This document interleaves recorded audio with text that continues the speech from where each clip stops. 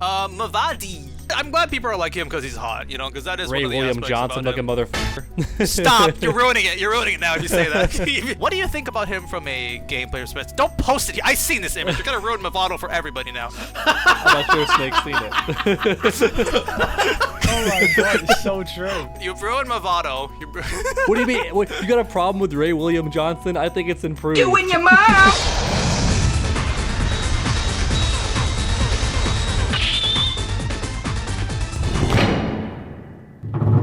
That's a great way to segue into the Fallout show review. What'd you think? Did you recommend it? Yeah, I recommend it. It starts off kind of like annoying with Marvel movie humor, and you're like, oh god, is there gonna be a joke every like 5 minutes just to make sure, oh don't get too scared, guys, don't make the show too dark, there's gotta be a joke every 5 minutes. But then they kind of trick you because like towards the end of the show it just gets rid of all the jokes and becomes super serious, and you're like, oh shit, they were just trying to trick me. They were trying to make me like think, oh, it's gonna be an easy show, then it's like, oh, it's really sad and dark now.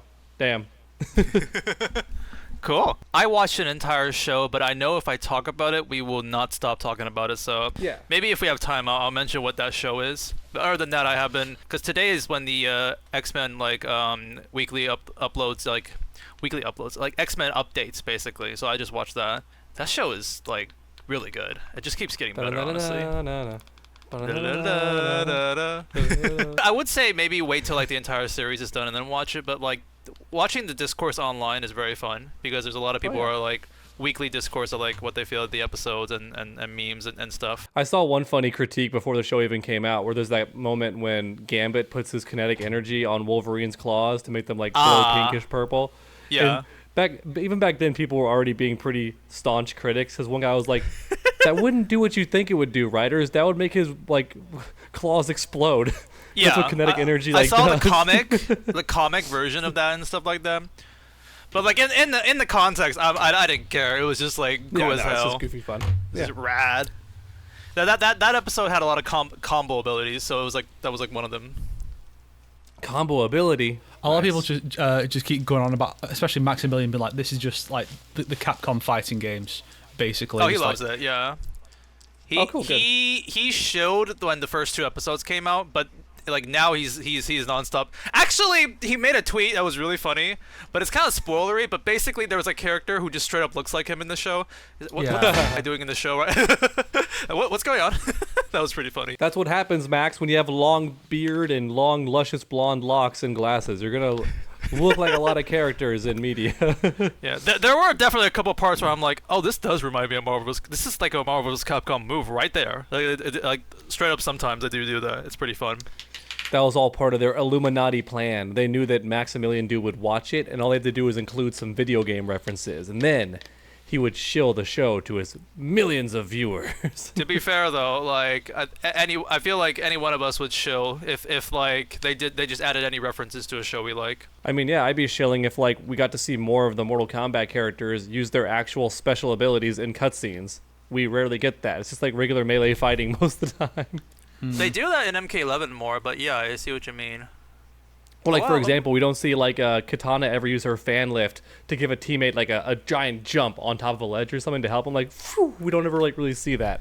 And that'd be cool to see. About that. Yeah, because in MK11 they do that a lot more. So, yeah, I guess that's something I should have. MK11 or MK1? Because in MK11, I remember it being, like, a That's what I mean. In MK11 a joke Aftermath, they didn't, yeah. You see, like, Kamal yes, uses move. You see, like, Fujin and Nightwolf comboing and stuff like that. Yeah. That's what I was thinking just then, yeah. Because before that, it was funny. People were like, wait, Kotal Khan and Shao Kahn all have, like, pretty good magic knowledge and cool abilities they can do, but in their fights, they're just kind of hugging and grappling. Just bruises, yeah. It becomes a WWE match.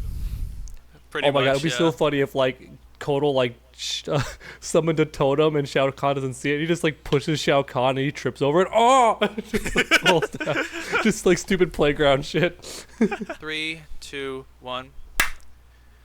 We are many. You are a lovely Combat Kings viewer. Give me a lovely cringe intro for you guys. I'd rather you said that. I'd rather you say that the audience is many, but we don't have a big audience. Hey, we need a couple thousand people watching us. You guys, you're the heroes. You're the real heroes. Should wait for a month to say that, but I'm gonna say it now. Wait until next month to say that one. Yeah. You shyster. But yeah, we have a Charlatan. shut up. We have a lot of things to talk about this episode. We've got Ermac, we've got Mavado, Invasion Season 5, new skins for Sindel Shing, Sun Quan Chi, and Shao. I'm saying all this not just for the algorithm, but also for our audience to know that we will be talking about these things. But before that, the Force Snake actually wanted to share something about the Onslaught mobile game first. So Yeah. we're gonna segue into that. It'll be yeah. very short, guys. But don't worry, Yeah. it'll be very short. Don't worry, guys. Trust me, there's not a lot to say about this. It's just because the way all the other topics, it makes more sense to group all the M1K stuff together, and closing out with Onslaught Ashrah is a bit weird. So, you know, so we're going to get to that. It's just taking a while to load because I want to show it on this bigger screen. Thank you. Yeah, so thank you. the last update for Onslaught was when they added Classic Sonya and the new main story chapter, which we talked about in the last episode with Babe Ruthless. Watch that episode. It was very good. Even aside from that stuff, that was also my favourite episodes to do so far. Been very nice. Nice. And so for this one, I decided to do a little gimmick where basically, see, it takes 80 summons to guarantee the character. I had to do 17 to get Ashrah. Nice. I can currently. Oh, one less. Yeah, I've not got her yet, and I've got like a week to get her. So I can do 9 summons. I can do 9 right now. So I'm gonna just do those summons as I talk hell about yeah. talk about her boring fucking story. So the other M1K characters, so far have their stories have been about the multiverse, right? So Yeah. that's just Infinity Soul. So basically, the all the others, Soulnado is where they come from. Cool. yeah. Oh. So all the M1K characters so far, their stories are about the multiverse. Even if it's not actually an M1K version, like Kenshi has the look of M1K Kenshi, but his story is more classic Kenshi. He's after Shang Tsung. Yes. And so this one's different because this Ashrah is more like a classic version of a character where her story is just a normal non-canon story. It's basically she's decided, yeah, I'm going to be a good guy now. I'm going to go off and I'm going to beat the shit out of Quan Chi and escape the Brotherhood. Speaking of Quan Chi, funnily enough, there he is. Hey. There he He's incredibly goes. blown out. Speak of the devil, Look, there he and is. he will appear. Ooh, He's very my Quan bright Chi's- on our screen. He's stronger now. He's stronger now because I've not actually gotten him that many times. Nice. Oh, So congratulations. basically, so that's an instant merge. And Ashrah's story is, I'm going to go and fight Quan Chi. So she fights Tanya to get out the Netherrealm because Tanya's with the Brotherhood in this. And then after she kicks her ass, she gets remember- out to... Go on. Don't they explain why Tanya is like considered a Nether Realm character in this chapter or something? She just works for the Brotherhood, that's all. It's like MK4. Which is fine because Okay. because the NetherRealm didn't have many characters anyway, and Outworld has a bajillion, so it's fine. So she beats up Tanya.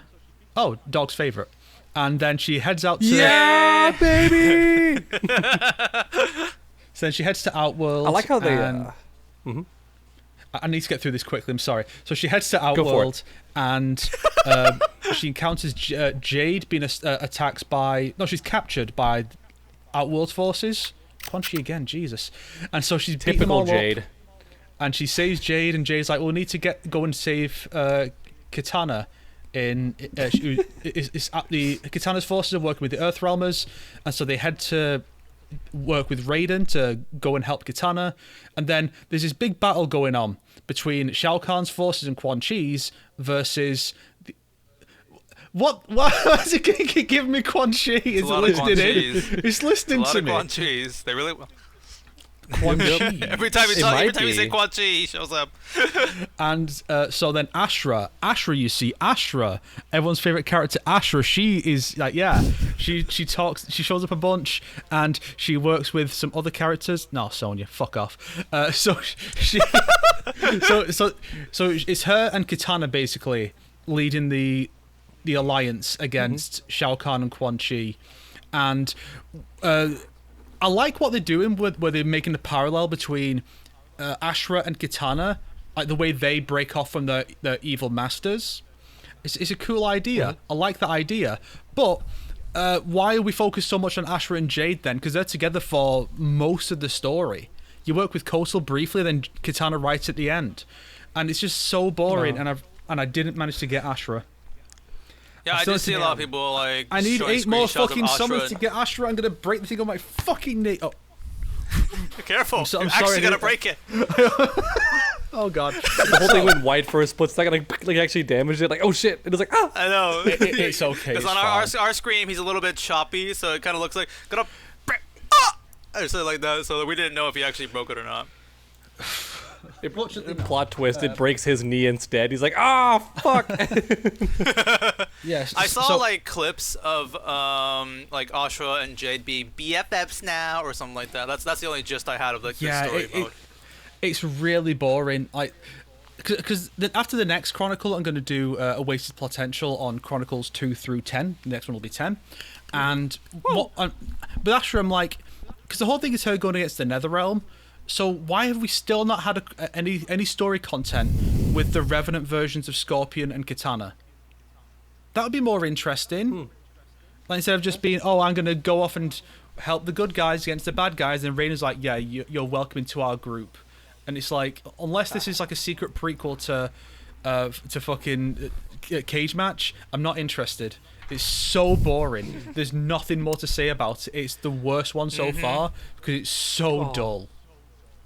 Yeah, this is more confirmation for like eventually when I make my Ashrah video on M1K. I'm just like, I don't think NRS is interested at all with doing Ashrah and her plot in Armageddon. Like, it's just gonna be what she was before it's revealed that the what's the sword called again? The Chris? The Tusha. The Chris. Yeah, the Datusha. Thank you. How the Datusha is actually using her. This whole plot line. I think there are so much like it's just like, oh no, Ashrah's the good Tushu demon lady who wants to redeem herself, and the Datusha is helping. Period. It seems like this story is more confirmation on it. Just like there is no.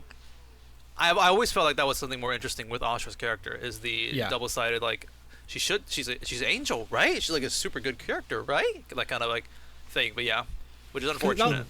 That was one of the interesting things was because Armageddon only had 16 bios that were ever made, and they're all after the game came out. They're all clearly important ones. They're all supposed to answer certain questions and fill in key details. Like, so who's leading this alliance? Well, Johnny Cage and Shinnok need their bios. Raiden's is used to explain where Zombie Liu Kang came from and a bit about what's going on with Raiden. Fujin's explains a bit about what's going on with Raiden and a bit about his motivation. Scorpion's, it was redundant, but it's Scorpion. It's just expected that he gets preferential treatment. Serena explains why she's working for Quan Chi again.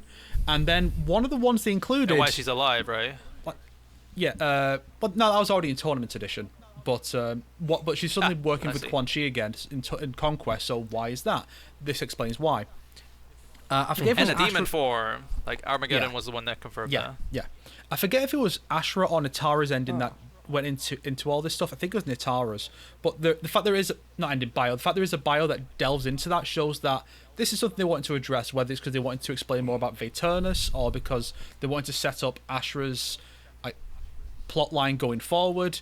But there was a desire clearly for them to delve into that.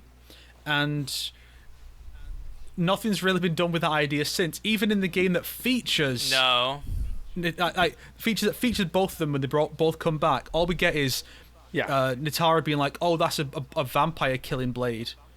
And that's it. Her ending isn't about that. Ashrah's ending isn't about that. There's been nothing done. And I think that could have been a really interesting thing to include as a focus, because I want to do a Wasted Potential on the invasions as well when we've finished all the invasion seasons. Is why not play up that stuff more? Why not have Ashrah play a key role in fighting off the Natara invasion instead of Evil Liu Kang, Natara. instead of just Liu Kang sets them all on fire? Because I like the idea of Natara being not being like, I'm gonna go and take people to drink their blood. How about she's like, most of the vampires in her timeline were wiped out by Datusha. And so Natara finally in a battle managed to kill Ashrah, and she's like, a multiverse exists. There are other versions of me and Ashrah and this sword, and so now she's out to go after all these other versions of Datusha and Ashrah and destroy them to make sure that her realm can't be invaded, which ironically becomes a self-fulfilling prophecy because now her people are all being destroyed by Datusha. See, that's more interesting than vampire bad. Woo. You know, ironically, Yeah. literally even the story you told, because we'll get into this when we talk about Invasion Season 5, is kind of like adjacent to what they do with Dark Raiden in that Invasion season. Because in Dark Raiden's like, even like the Dark Raiden we had at NRS is not even like that close to like or doing anything with that character. So like this Invasion mode is kind of like almost like the first time we see Dark Raiden doing something while being Dark Raiden and stuff. Yeah, so like I guess that's a bit of like a callback to like 3D era stuff there. The video I'm working on right now is wasted potential on Dark Raiden as a whole across all the versions. Yeah, I'm excited for that. That'll probably be out by the time this episode goes up. Unless Sonic just does his typical thing and just goes, I'm just going to edit this whole thing in a day and just put it out. Okay. Sometimes he just does that. But I was okay. Just so you guys know, this episode will definitely not be out that fast because I can't. There's no way I can get it up within the next 24 hours. But even if I could, it won't be up Friday because Friday my own video will be up. So I don't want to like traffic with that. So Saturday will be the earliest. What you mean is, your video will do way better than this podcast episode, and you don't want to kill the podcast momentum. Exactly. I'm very thoughtful for our podcast. But actually, it's a little shame that we recorded this like around this time because like my video is coming out in 2 days, so I kind of wanted to see what you guys will react with the Kenji video. But what's the video about, Sonic? Well, TLDR, it's basically just a Devil May Cry playthrough with Virgil while Bury the Light plays throughout the entire video, and like a PNG of Kenji's face is just plastered onto like Virgil for 30 minutes. That's the entire video. Fair enough. But yeah, I hope you guys will enjoy it. This is it's a very like, it's funny in the way where it's like you don't expect what I go through. Like you don't expect me to go like detouring so often in the video basically, but I find it to be very entertaining, and it's the longest video I've made currently, 30 minutes. Nice. So Very nice. yeah, so it's, as I was saying before, I just completely derailed it. One of the things to say in that video is that this version of Raiden that we've got for Invasions is probably the best one since the Midway era, because they actually explore like him being evil and actually do something with it, as opposed to he's because Dark Raiden, I realized the MK11 version, other than his design and his red lightning, is no different from how Raiden is actually portrayed anyway. Like he's actually he's just exactly a the little same bit more of an character. asshole, but that's it. Yeah. And even then, Aftermath kind of supports the idea that Raiden just doesn't understand human emotions at all when Fujin talks to Jack. So, what's really changed here? Whereas this version, this version goes back to the way he was originally, because in the Armageddon ending, he destroys all the other realms to protect Earthrealm. Now he's like, I'm going to destroy all the other realms in all the timelines to protect all the Earthrealms, and like that's good. So much work. Oh, I'm actually happy you like it too. What I wanted to ask is like, should we talk about this like now, or should we wait till then to talk about it? Like when we get to the Invasion section. I mean, I guess we can talk about it now since it's already come up. So the cat's out of the bag. Sure, let's talk about. We're just talking about the story mode for now. I want to make 2 jokes about Ashrah though, while we're still on Ashrah. So first off, when Snake was giving the plot for Onslaught, and he's like, she just wants to be a regular normal girl. For some reason my brain just defaulted to Sailor Moon, but it's Ashrah like late to school and she has the toast in her mouth and she's running in like an anime high school girl uniform. like I just want to be a normal girl. And I'm like, one of you artists, because Sonic has an army of artists that are just awesome. To me, Yeah. that's what influencing it. No, Ashrah running with the great. toast in her mouth as like handsome Saiza being like, oh, Yeah. Surimase. Yeah. Yeah. Big He anime could be eyes. Tuxedo mask. Tuxedo reptile. My job here was is who done. knew he was Sizoth all along. And then it got me thinking of like an actually genuinely good idea for a parody show that would like lovingly, make fun of that kind of genre. So instead of being a magical girl, she is like a demon girl. So she transforms into like a hellish monster to fight off the bad guys. Oh! But it's in like that same kind of cutesy like atmosphere, like sparkles and glitter, but then like rah, and she's like a demon and fights off the bad people. So that sounds pretty cute. That sounds like a monster girl from Invincible. Yeah, but without the sex change. But yes, otherwise, yeah. Oh, sorry. In the comics, it's confirmed that it's actually a guy. It's not just like you thinking that. It is actually a guy monster for some reason in the comics. That's confirmed. Yeah. Oh, That's why I guess my said friend, that. Sorry. I guess my friend I didn't wasn't want making to a joke. spoil me about that. Then shit. So I guess that's kind of a spoiler. Then it's whatever. Let's continue with Dark Raiden's like story mode, and I agree with Snake. I like the story mode. I'm very happy it's not just another Dark Raiden evil. He wants to kill and conquer the world. He failed. GG's. That's it. Like they actually kind of make him like a semi-tragic like villain because like his motive is righteous. Like he just wants to. He wants to save all Earth realms. It's like that is also like the main like driving point of Dark Raiden. It's just he pushes that aspect too far, and we really get to see that like in the cutscenes and this invasion mode. It's just I'm gonna do this no matter what kind of aspect. And then Dude, I can't believe when like Raiden was about to beat Liu Kang, and he's like, "Ha, Liu Kang, you can't beat me without your god form." GG's, passes out.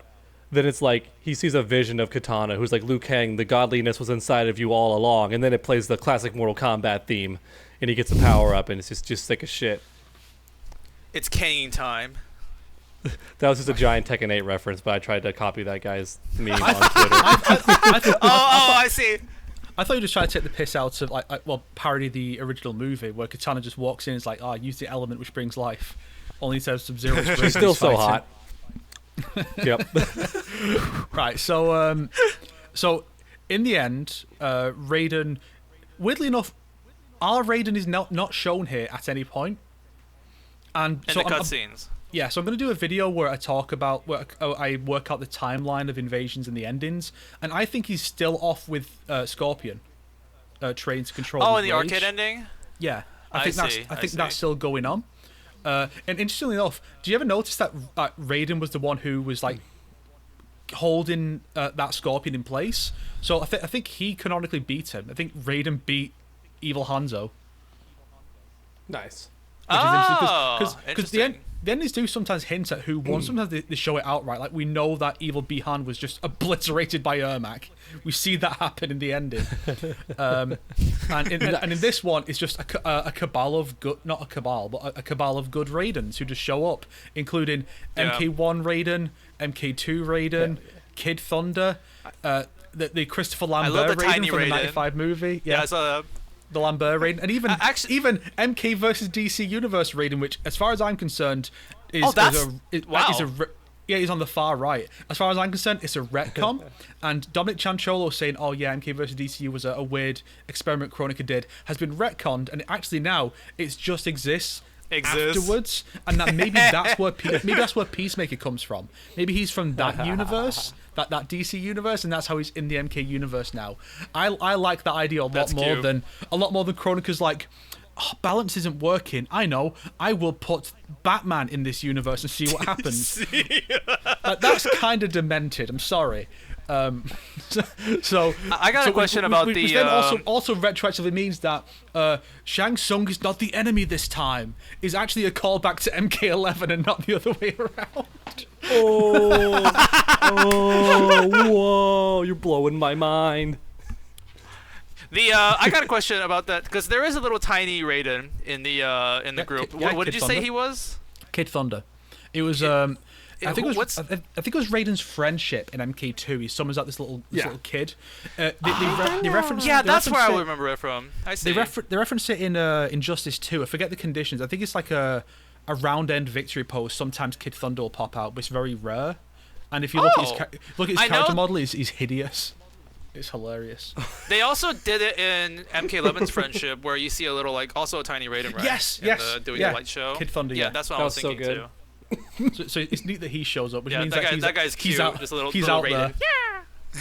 He's out there somewhere. That should have actually been the lore behind season 5. Like Kid Thunder gets murdered, and it sends Raiden on a rampage, and he's like, "Fuck all the realms." Or my favorite friendship. For letting Kid Thunder die. Alternatively, consider the fact that this Raiden is not the God Raiden; it's the mortal Raiden. It's the young one. So what if in this version it's a grown-up Kid Thunder after Raiden died? Yeah. Kid Thunder takes up the mantle. Grown up to Kid Thunder. I mean, be badass maybe a bit too goofy. Also, I wonder if they're meant to be trying to set something up here because.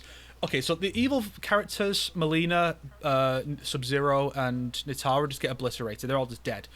But with Scorpion, who but at this point he's more considered a good guy, and also also with your boy Raiden. Yeah, they live, and like the way and like so Scorpion's off with an alternate Harumi, dealing with some stuff, and then you have Raiden, who has been banished to a void until he can prove his desire to redeem himself. And I wonder if that's set up for a future story, like if those characters, because consider it is Hanzo Scorpion, who is not around anymore. I know it's not a god Raiden, but it is another Raiden. He could grow old and become like the old god Raiden technically. And I wonder if the idea is to bring them back and then have them, give them one last hurrah before they are effectively just removed from the series for a while we focus on these newer versions.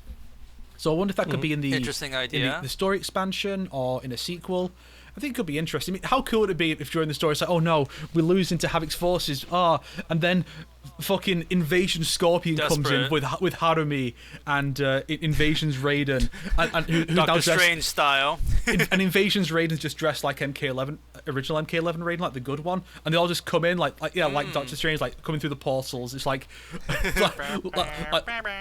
Liu Kang's like, oh no, how are we gonna what are we gonna do? And you just hear Raiden, on your left, and they all just walk in through the portals. And it's like all them, because I like that idea.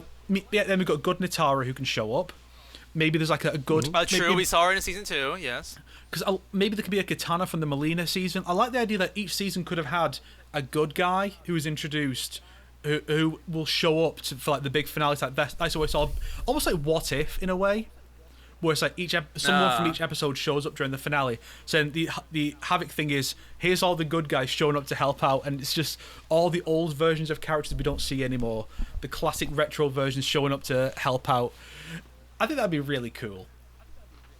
And then Su Hao somewhere in the background, because he's got to somehow survive. Emperor Su Hao. I have two things. Fun time. I have two things I want to add. That's the Su Hao. That IGN top 10 worst MK characters thing. You know what it said? He was a Mongol warlord. For some reason, he's not a warlord, but in this timeline, he is. I know. The Red Dragon. Now that's the Mongol warlord. That's what they were talking about. And it's like, yes, I thought you were gonna say it because it's Su Hao written in the Netherrealm era. So yes, he is shit. Yes. Finally, his time. I thought you were gonna mention it's the Su Hao from like that missing Su Hao poster in the tea house or something like that. I'm so mad it went away. Do you know what his name actually means, Sonic? Like they removed that, but it's just a name. They kept the screenshots from MK11 story mode in there. They are still there, I'm pretty sure. They are. You get to see Kano and Kuai Liang are the two Kanos. It's all still there. Like, why is that still here? But Su Hao isn't. I think the funniest one is there's a third one that you can only see with a hook mod. Is you got to fly in the back and you see lovely Raiden, Jade, and Kodo from Chapter 5 just right there. Oh yeah, that's so funny. That makes the least amount of sense because it's like freaking Outworld. But the two things I wanted to add was the first one. I actually like an aspect about the ending, and it's not necessarily how they treat Raiden's character, but more or less how I kind of see Liu Kang's character, because it's like, oh, you got redeemed, Raiden?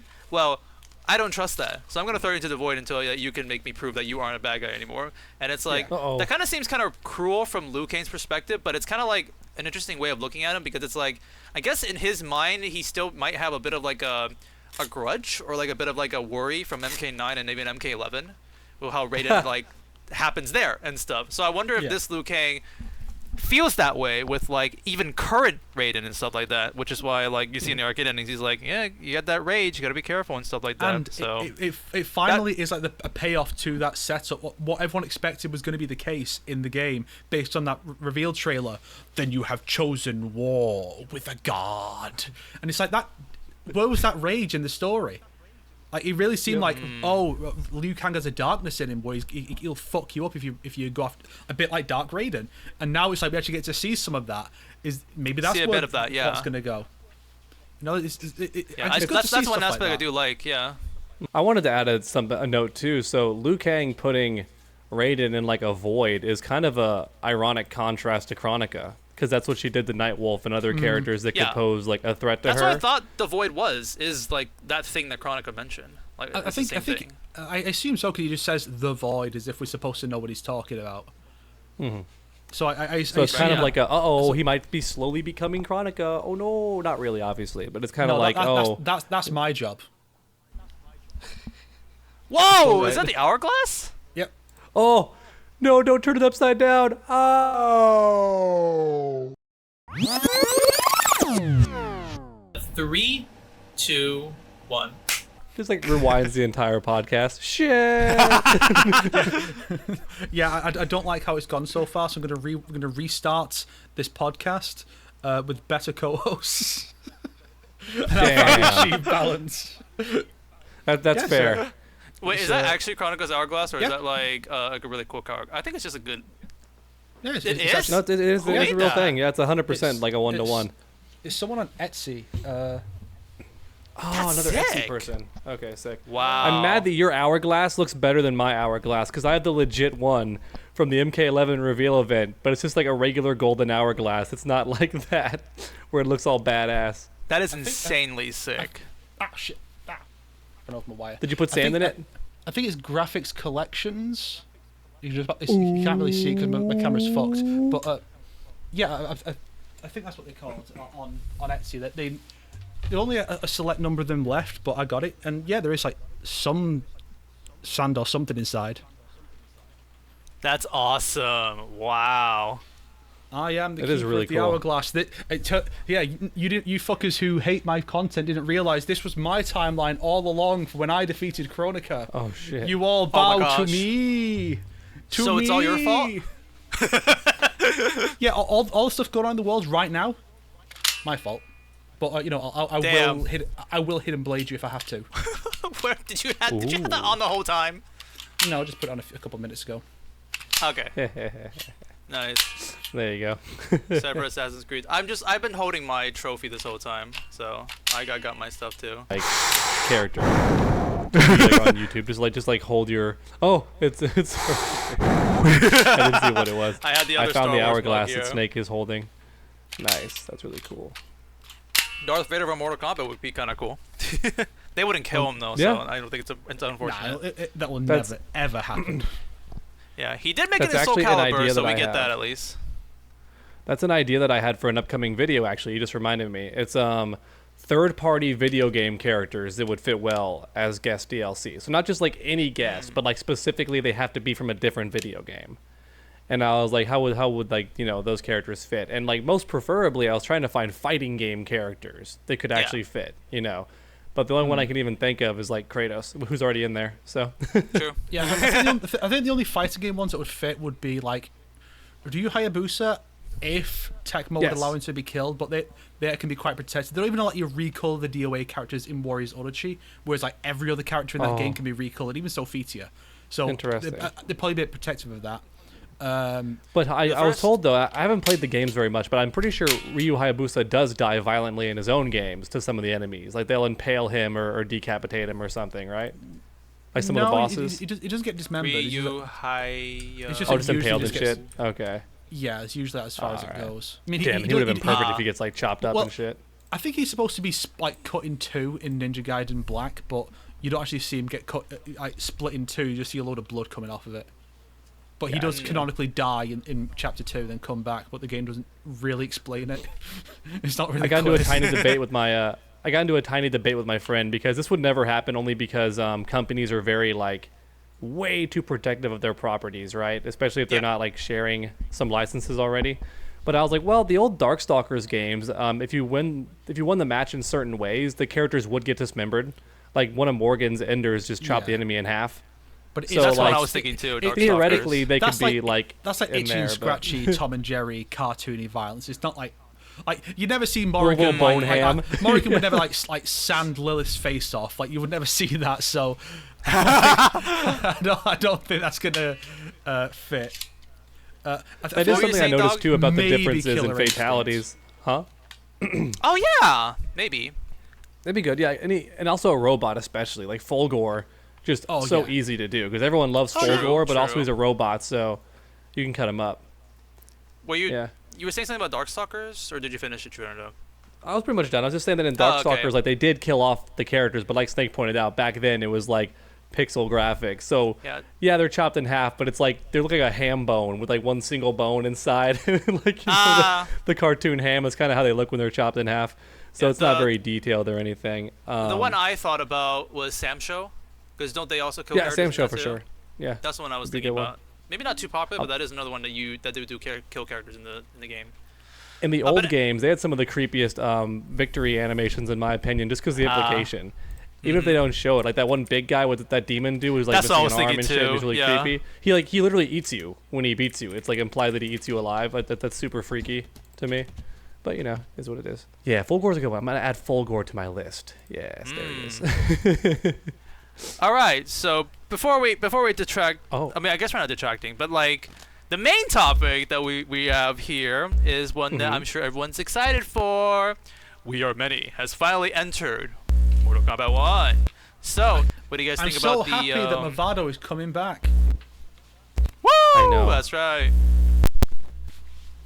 I like to derail the conversation so that Sonic cannot have his He has way. no cool catchphrase though. We need that'd be a Mavado? funny prompt on Twitter. Like give Mavado a cool catchphrase like Ermac has, but make sure it's like involving his stupid bungee cables. Like True. just when you thought I'd never swing back in. Imagine, Currently, imagine, the only cameo imagine, fighter. Imagine if every MK DLC character had one like a Super Smash Bros. Style like tagline like for when they come back. Oh, that'd be so funny. Be pretty great. Like I would love it. Chameleon fades back in, or or Homelander is coming home. Homelander is coming home. Oh, that's great.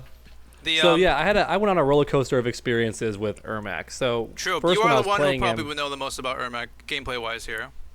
is it all right if I go first? Yeah. No. Talk about his gameplay. No, you can't. Damn, Snake says no. Sorry, Well. Dad. Mom says no. Okay. But yeah, so Ermac has a lot of utility. He's got pretty much every move you could want in the game, which is really cool. And his combos can be very creatively strung together, very similar to Peacemaker, right? You don't always have to do it a certain way. Yeah. However, my first fear when I started playing him was, God damn, this guy barely hits hard.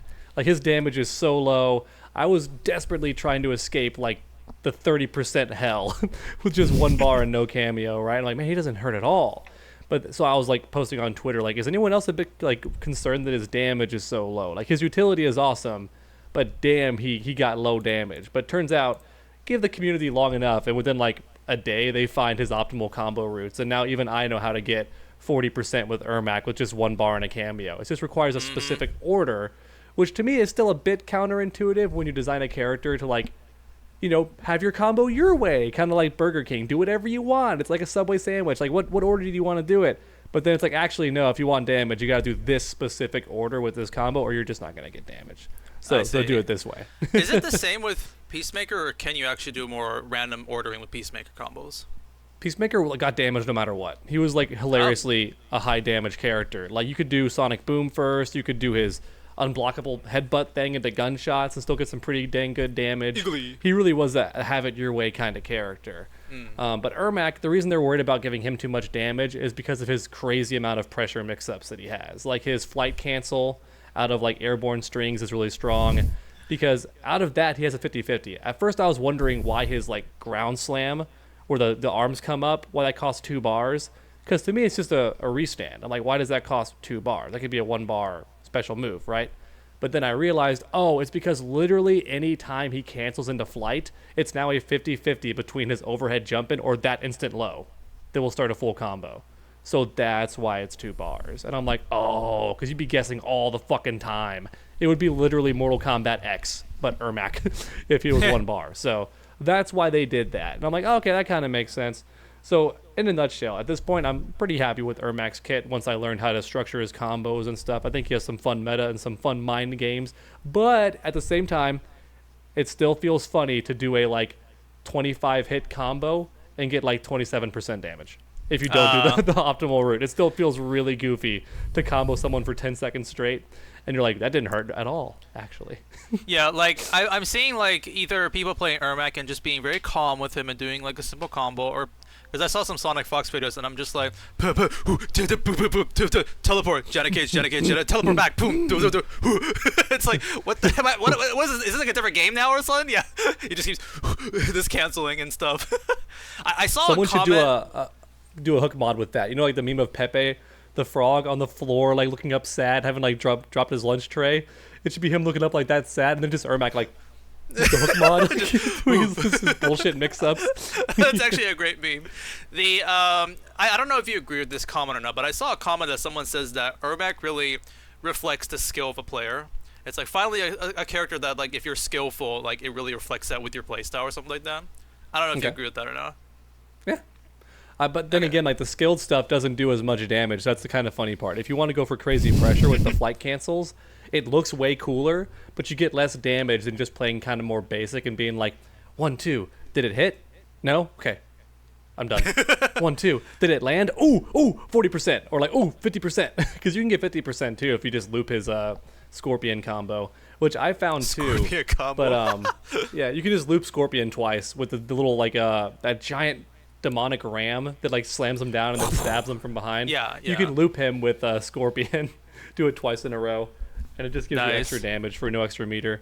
So that's fun. Ironically enough, my buddy was playing Kombat League, and he noticed that almost all the Ermac players were trying to treat him like classic Ermac and whiff punishing and being like a zoner, and it's like, he's not that kind of character anymore. He really Not is this rushdown time. now. Like, he is the rushdown guy. He can run cancel like 3 different moves, or dash cancel, but that's like his gimmick now. He literally only has like one like zoning ability. Oh, I meant like a projectile ability, which is the slam, right? Yeah. That's it, right? Yeah. His little low. Something I do want to like mention about like Ermac. Snake What is is so that? bored. It's like a just candle. Yeah, well, Very cute. He's doing a memorial since, you know, Ermac's a dead person. So, but actually, I want to talk about some design stuff about Ermac. Without getting into his costume yet, I actually do really, really like, in fact, from a gameplay aesthetic and design point, I really like how much more they treat him like a corpse, since he is technically like a dead person. So you see a lot of that reflected in his like moves and his way he stands and like how he like behaves and stuff. I love his walk animation, just like floating like that. That's super Yeah, his sick. float's amazing. He has one of the smoothest walk animations in the game. It's very cool. Yeah. The here's I actually have like a couple of pretty cool things I want to show you guys. So in the game there are taunts you can unlock, but they're not actually taunts. They're victory poses for characters. And actually some of them are pretty fun. Some of them are like really fun to like watch. So recently I went to go and like check out Ermac's, and I think there's a couple of them that are pretty great. So let me send you guys some cute ones here. I think this one since True Dog made a video talking about the characters that go invis. So this isn't necessarily invisible, but like there's a couple of characters when they teleport, it feels like they're kind of going like invisible. So here's like one of the animations you can see here. Yeah. Yeah. It almost And looks like it. More like horror related like animations for Ermac, which also looks pretty cool. I'm such a big fan that he summons like his little spirit buddies for a lot of his when animations do. It even has like the sound effect like like that and stuff. And I think this one is very sick. This animation. All uppercuts. Oh. Ermac is now the second best undead fighting game character. The number 1 is always going to be the chick from Killer Instinct. That's the one I was whose name thinking I'm forgetting right there now. too. Yeah. It starts with an H, yeah. But Hisako, yeah. What is Hisako? Yeah. Other She's than so cool. other than aesthetics, I guess we should talk a bit more about his design. Man, I gotta say, very happy how we bullied the developers and adding a mask for him. And I think the funniest thing about that is now we probably have proof that he was definitely not gonna have a mask. Like this character was definitely gonna be maskless, right? Yeah, because we do have proof because the that's what I mean. The vinyl release had the counter slap thing, which had Ermac in it, and this was an old render that we've not seen before, featuring the maskless Ermac. indicating that either he was, which does support the theory that he was going to be in the base game roster, The but then 24th character. the game got pushed out, so that didn't end up being the case, which for Ermac fans may have actually been a blessing in disguise because it meant they had more time to work on his moveset. Obviously, he wouldn't have played anything like he does as an NPC because that's just an amalgamation of like Shang Tsung and a couple of the characters from the last games. But Yeah. I doubt he would have played anything like this at all because we don't see any shades of this in the story mode or anything. I doubt he would have played anything like this if he'd just come out on You launch. don't see the summons and stuff. One thing I dislike is that the summons are all on one side of the screen, so it looks very lopsided.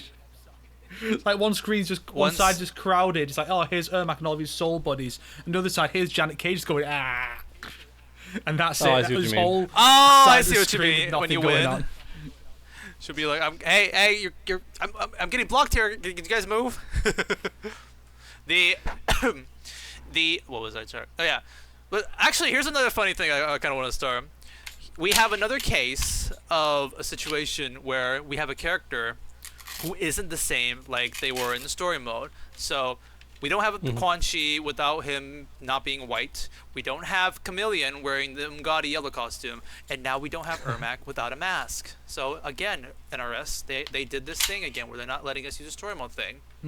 But I'm not gonna lie, I do not mind this time as much. I mean, And honestly, I feel like this is like the first time where the masks they gave us are pretty much all winners.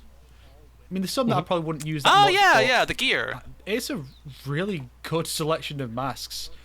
And it is funny to imagine that maybe they weren't going to do masks as gear. Maybe they're going to do amulets or something, but then people bullied them so That's much. right, Like, yes. Fine. We'll put not just put a mask on it, we'll give you like 6 different masks and you can pick which one is your favorite. Don't just please buy the character. and I will say, like, real quick, sometimes it's like impossible to win with the fan base because, in my opinion, for almost any other game, this would be seen as like a universally positive thing. Like, oh, the developers listened and gave the players what they want. But only in the Mortal Kombat community can you have the opposite. Like, oh my god, I can't believe they caved to the crybabies. You mean the guys that wanted to pay for Ermac? The ones who just said like a little tiny thing, like, I just want his mask. I don't really see many opinions like that. I did see people saying like, Oh, they're in I my don't really- comments section. I see them. Oh, really? Yeah, wow. they're like, I can't believe NetherRealm caved. I can't believe they let themselves get bullied into adding a mask. And I'm like, do you want them to be anti-consumer? On the one hand, I get when it's like incessant shit. Like the Melina fans were just crazy in MK11. Yeah. That I get. So when they add Melina, it feels like they're bending the knee. That I understand. But with Ermac, it was just a tiny, like, dude, put a mask on him. He just looks kind of weird. And honestly, it's very funny to think that's like, without the mask was gonna be his default. Like that's the design that we're getting. But literally, the mask for some reason makes me like this design like way more. Like I am slowly liking the default Ermac the more I look at him. Probably thanks to the mask too. But yeah, the gears, I like them a lot too. They're very fun. My personal favorite is definitely the one that just mummifies him, grabs his entire head out. I'm like, that's my jam. Like I like that. That one looks sick. I really like that one. I just realized it looks just like a Batman villain. More of a recent Batman villain. Well, I say recent, but like now because I'm old, he's not a new villain anymore. But Well, I like some of these masks. Like one of them is like a death mask, where it's like split open. That's a really cool idea. That one is creepy. I like that. Yeah. It kind of conveys the idea of this is what Jared was wearing when his corpse was put in, but then like it opens up almost like. I'm sure this wasn't what they're going for, I'm sure, but it almost evokes the idea of like the boulder being moved so Jesus can leave the cave where he was buried. Oh shit. And so it's like to convey the resurrection aspects. I'm also really fond of that stupid sci-fi helmet with the glowy skull underneath it. It just looks cool. I wanted to talk about that one too. There's a very cool detail. Depending on the palette you choose, the skull color will change too. Nice. And somebody showed that it looks like the old school like UMK3, right, with the purple. If you like, wear purple skeletons and palette stuff. Ermac, Yeah. you get like a purple skull. Every skull, like some of them, they look the same, but they're all different colors, depending on which one you pick. So that's like, I think the default makes you green, but if you choose like the second default, which is just inverting the red and black, you turn it to red and stuff. It's pretty awesome. Yeah, that one. Yeah. I think my only gripe with the gear pieces, like they're really awesome, but because Ermac in his default outfit is just wearing like mostly cloth, some of the helmets look really bulky and Yeah. kind of clash with like his mostly cloth outfit, you know. But otherwise, he- like, who really cares? But, He has that helmet, like the knight helmet, and Yeah. I like that one, but I wish he like hid the neck. But so I'm like, this part you showed like this part, which is a little bit like funky, but yeah. I like the one with the mask and the straps because it looks exactly like Aaron Black's mask. Mask Oh, yeah, and yeah. Strap. You mean It looks- like I the just one where I he don't like shows the his mouth? BDSM one. That's why I don't like. Because like, there was, BDS one? Is that the one you're talking about? like there were certain designs in MKX where you'd actually have like straps like going up like the center of his head from the Oh, mask. I remember that. Yeah, yeah, yeah. And so the mask looks a lot like that. So I guess instead of Ermac, he's now Black. Oh, it does look like Aaron Black. Yeah. The that and also the face, the mask one, are the only ways you can see his mouth. So if fans really want to see his mouth, then that's the only way you can get to do that. It is funny how like I appreciate that like somebody on the team was like, hey, you want the really cool skull mask? You don't have to get him all the way leveled up. We'll make it like the third to last helmet. Because let's be real, you look at the lineup of the gear and you're like, that's the one that everybody wants. But it's skull not the final mask? one you unlock. You mean like the helmet with the skull? Yeah, I can see that. Yeah, the Emil from Halo Reach. Yeah, I was Emil just helmet. thinking Emil Halo Reach. The only like downside to that helmet is it's like futuristically looking, so I don't really Yeah. know if that fits with Ermac too much. But that's about the only gripe I've got. And also you get like the what do they call it? It's kind of like it reminds me of like the Plague Doctor, like that mask at the very end. Yeah, Yes. the Raven mask. Yeah, that's like It's very cool. Mhm. That's very Scarecrow too from Injustice 2, which was so badass to have the freaking crow skull. It was so cool. I feel this is the first character where I look at the gear and I'm like, while there's a lot of these, I probably wouldn't use the helmet and I wouldn't use the second to last one. There's a few of these I wouldn't use, but Yeah. I don't think there are any losers. I think they're all at least pretty good, which, you know, coming from this company is kind of shocking. I think we can all say unanimously they've done a really fucking good job with Ermac. Yeah. They've really turned it um, around from being the thing where everyone's like, look at that goofy tooth fucking face of his. What is going on? This is awful. Just suddenly being like, okay, how about we just make him like the best character in the game? How about that? And it's like, yeah, okay. There They you did a go. really great job with Ermac. I think yeah, like his gear pieces was literally the reason as to why I wanted to play Ermac this time. Last time it's the gear pieces, and I also thought Peacemaker would look fun. That's why I play Peacemaker. So like, these are like really great things that are like they're adding a pretty great job of the DLC as of right now, in terms The of like only what we got. The only thing I feel like we're missing is that we don't have the like 3D era to MK9 and X like leather straps mask. We got one that's similar to that, but I really want one that is like just exactly that. But maybe they're saving that for a 3D era costume. Ooh, that's right. Especially like now we have confirmation thanks to we'll talk about the skins later on, but like Quan Chi got a skin recently that DLCs will get skins. Like that's the confirmation that we were getting, and not just story mode skins, like new skins too. So probably Ermac might get some returning awesome skins from like the 3D eras and stuff. I was really hoping that Ermac would get to do some 3D era references with his attacks, but I didn't really spot any. But which is fine. But I really thought that'd be something they would. I really wanted to be right on that prediction. Like, oh, they're gonna bring back the axe. Like he's gonna get his battle axe like again. But no. And you really wanted to see King Jared in one of the souls too, right? Like that's one of the things Yeah, you well, I wanted to see see more King Jared themed attacks, which I guess you could kind of consider his fatal the blow knights. to be because he summons a bunch of Yeah. soldiers. Yeah, Yeah, why, so one of those soldiers could have just had the axe. Or what I think could have been really cool is since the deception costume for Shao Kahn doesn't come with the hammer, why not give him an axe from the 3D era, like the one you can use in Shaolin Monks, or I think there's one of the Beetle or Ermacs. That would have been cool. Like take things from one character from that era, Pretty give good it to another ideas. character, because then Ermac's not using it. So just let Shao have it. yeah, no, I agree. It also the funny thing to note because y'all kept bringing up the mask in his second fatality where he sucks away their soul. They did a really clever job having him remove his mask off screen. Like he knocks a person's soul out of their body, and then when he walks back into frame, his mask is just suddenly gone. There's like no explanation for why. But I'm like, oh, that's clever. That's a pretty clever way of like getting it out of there for the Implying- fatality. Oh, what did you guys think about his fatalities and brutalities?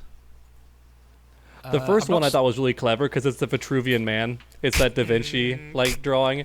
Yeah, so that's yeah. kind of cool. I love like- that beginning, but the ending, like, just Yeah. I was like, I think it would've I kind been of wish way- they committed more with that. It would have been way cooler if he just like kept the spin in until then he puts them back. Then he just like fuses them together, and now they have like a foot for a hand, and like a hand for a foot, and it's all like completely. Like, they're not dead; they're alive for a minute. Like, how do I live with this? You know, that kind of thing, as opposed to a ball of gore. It's a bit of an anticlimax from what is otherwise a Pretty good fatality. conceptually cool idea. The only thing really funny about the ending of that fatality, though, is it turns every character into Buggy the Clown from One Piece. Especially from the back on the lady characters, it looks especially funny because they all have like heels. So you just have this little mound and like little hand and like heels just hanging down, almost like the Wicked Witch from freaking Wizard of Oz, right? Wizard Just of the Oz. little shoes and the heels like hanging off. Yeah, I keep thinking of it every time I see it. I'm like, that's just so funny to see little heels just hanging off the side, but. It is what it is. Could you imagine? I just got a random idea, and hindsight's 20/20. But going back to the Vitruvian Man, right? So in the actual artwork they're referencing, like he has 2 sets of arms and 2 sets of legs. So what if, like, at one point when he's spinning them, he starts tearing their soul from their body, which is why they get the extra legs and the arms, like and then he blows it all to bits or something. Or That's if, pretty cool. If we want to stick to NetherRealms like Bloodlust, have him like tear the skeleton out of their arms and legs. The meat and the skin and the skeleton, yeah, you know, like that seems very brutal. The second That's what fatality, Bihan would do. I have like probably the same opinion as you, Snake. It's like I think the start is great, but what did you guys think about the second fatality? When he sucks them up, gives them the big suck. Yeah, I've the not seen it. Oh, Because here's the Oh, yeah, interesting show thing it. is that, but I think every other DLC character, they show Fatality 2 in the trailer, but with Ermac it's Fatality Yeah. 1. Mhm. Don't know why they've done that. We but gotta show Snake in his live reaction. yeah, we gotta get the live I Snake gotta reaction. find it here. I've got Oh, you it. found it? All right, then in that case, we're watching Snake now.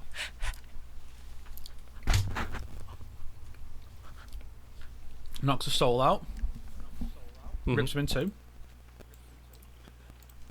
Then just like the scary. I know you can. I know there's certain programs that can let you just do that face. There are the little like filters alright. on Instagram and shit.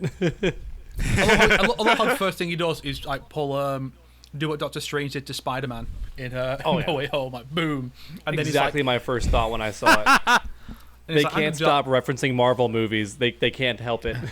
Now I'm going It's to do their that, love. the meme face where your face stretches and your eyes go black. I think that was what happens to people in The Ring in the American version when they die. I just Yeah. cannot get over the fact that when you look at Ermac in this game without when the hood's gone and everything, you just see his bald head. He just looks like Collector.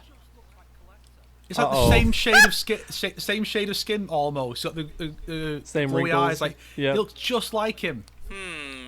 Yep. Interesting.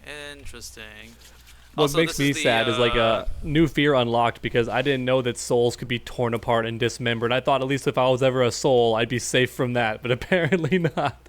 Even in soul form, At you least can get ripped to you shreds. got that aspect out of it. If that fear aspect out of it. To me, the biggest issue I have with this fatality is you get ripped in half in like the first 5 seconds. So I'm like, oh, Yeah. you're dead. So who cares what happens Yes. after that? That's actually important. Like I feel like if he's sucking the soul out of the body and the body is still alive, I think that would have like helped the more like the fear factor. But you're dead already. Oh, So yeah. I'm like, oh.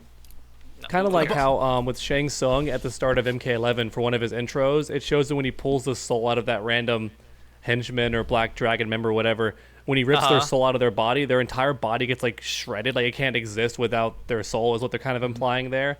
That would have been cool to see. Like Ermac just shoves his fist inside your sternum and just starts slowly pulling out your soul. But as he's doing that, your body's like getting ripped away or dying at the same time. That'd be kind of cool. well, To because- see. and be- But and I because think for he's- what it's worth, it's a cool because- fatality. Because Yeah, he does it from the yeah. midsection, he's like pulling you from the midsection, and like it's like as if he's pulling you from your spine. It's like the body's like being stretched and like bending backwards into itself. But it's a soul, so it can do that. It can like go through itself and stuff. There's a lot of Yeah, options you're for pretty Ermac. So I'm kind of surprised there's not more focus on the telekinesis. 'Cause that's his like thing. But I guess they Yeah. gave that stuff to Kenshi. which is one of the things where it's like, because I realized I don't think that Ermac and Kenshi have been in a game without each other since since Deception. Once Ermac came back, I think every single time one's in it, the other one's in it as well. Nice. Well, I'm also kind of surprised. I guess they wanted to let Baraka keep his own thing, but I was kind of surprised there wasn't one fatality where he summons like 5 spirits and they all jump you. I thought that'd be one of his fatalities for sure, but they wanted to keep Baraka to have his little campfire. Scorpion has that. It's not spirits, but he does summon. True. He does summon some guys. But I like that stuff like that. I like those. I want to see more stuff like that. They should bring back the faction kill system, but not for like a faction gameplay thing. Just these characters in Link Way, they get access to these Link Way finishers. These characters at Outworld, they get these finishers, and a bunch of them are just another character just jumps in, or some minions jump in to start killing people. Yeah. What was that? One thing I do quite like about Ermac this time are his brutalities. Some of the brutalities are pretty great. I really like the one where he does the Howling Abyss, like that ability, and if you get the brutality on that, it just like shreds half his body and the other half just like turns into a soul and just floats away. I love like that. Was Cuphead. so yeah. The Cuphead. There was one they brought back the MK9. Got me so excited. Sorry, go ahead. I know what you're talking about. Yeah, that's probably the best one. One of them genuinely like disturbed me. I'm like, oh, it's basically a noob's like MK9 fatality. Yep. That one even really slow, like made me like disturbed. Too. A lot of the brutalities are pretty fast, right? That one, they really take their time. Like, they're just slowly getting pulled in half, and I'm like, I want to see that done on every character now. I just want to hear the voice actors go off. And there's also the classic like slam, and it turned to skeletons. Brought that from the classic, and yeah, the boot. They brought the boot back from MK9, where he shrinks the enemy down. Oh yeah. And for some reason, they run towards him, which is the most funny thing ever. Like have you seen that one, Snake? They bring back the shrinking the person and then stepping on him. I've seen a screenshot of it, so I know it's there. That's one of the things I like about the brutalities. They just bring back some of the older fatalities, and because it's just fun to see them come back, and because brutality is so much quicker, and just I don't like doing fatalities. The brutalities are so much better. If I have to do a fatality because the opponent like jumped when I was going for the uppercut at the end, or some other bullshit, I'm like, fine, I'll just have my cameo do it. That's why I love Janet so much. She just runs in, boom, done. Like, you really see the contrast. You failed to get the uppercut. Like Kung Lao just comes in, done. Whereas the other one, it's like, okay, throw the hat up, grab you, break your arms, then the hat comes down on you, and then slices you in two. Then I'm like, bang, slap you together in front of me. Like, I'd rather just walk in and go, whoop, done. If you failed your uppercut, don't worry. Janet can do the fatality uppercut for you. She can even do the triple. She just won't take off 3 heads, but she will do 3 uppercuts and just hit mush. Like hit nothing. So, the last thing I want to talk about Ermac, unless you guys have anything else you want to share about Ermac. No, go ahead, King. Are you going to talk about the ending? No, I guess I did forget. I guess I did forget about that. Because I revisited the endings for a video actually, and I realized, Ermac freeing Quan Chi from his cell was already mentioned in Quan Chi's ending. So, yes. So which could further support the idea that Ermac was supposed to be in the base game, because he's talking about a thing we haven't seen yet, as opposed to something that came later. So if Ermac was going to be in the base game, then we would have known about it already. So, plus, is Ermac's mask in his arcade ending? I don't think it is. No. He's complete. There is no alternate media has Ermac mask except this trailer, except like the moment he came out. Actually, I think I have.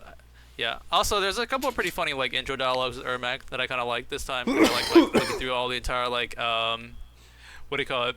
Intro dialogues. I forgot who he says this to, but when you fight him, it's like he literally just says it's like something along the lines of like, "What are your weaknesses, Ermac?" And Ermac will say, "You have many, we have none." Yep. Which are those kind of cute. There's a lot of funny ones with him, with Johnny Cage. The one that popped up like for many people was the asking for pronouns one. People were like, oh, Johnny's an ally! Oh my gosh! So many people were retweeting that He said the meme. He said the meme. The oh yeah, there was one that got me a laugh where Johnny talks to Ermac and he says, "I am Johnny. You're no fun." I'm kind of there's sad a that like when you started the podcast, I thought of one immediately that would have. It's like a wasted opportunity, but it's kind of like, you know, it's not amazing or anything. But I thought with him and Stendhal, it would have been cool if like he said something like, "We are many," and she says, "Too bad you all will die." That would be cute. Something That a would actually be reference very cute.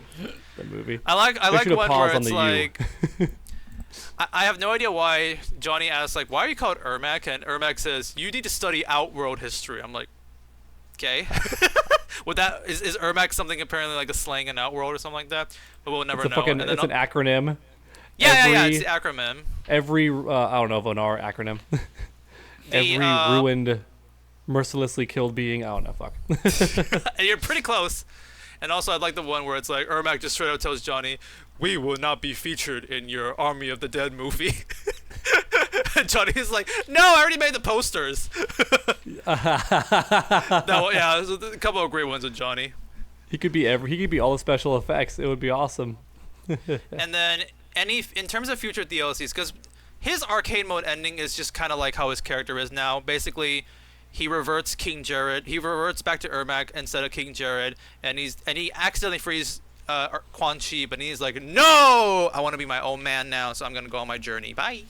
That's kind of like how Ermac is now. The only real thing is the fact that we see him use Sindel's scream because Sindel's part of him. And that's it. That's really the only substantial thing, which I'm surprised he doesn't have a move like that, but I guess because Sindel's already on the roster, it'd be a bit redundant. So yeah. Exactly. He kind of just becomes a nomad. He's kind of like finding purpose in a way.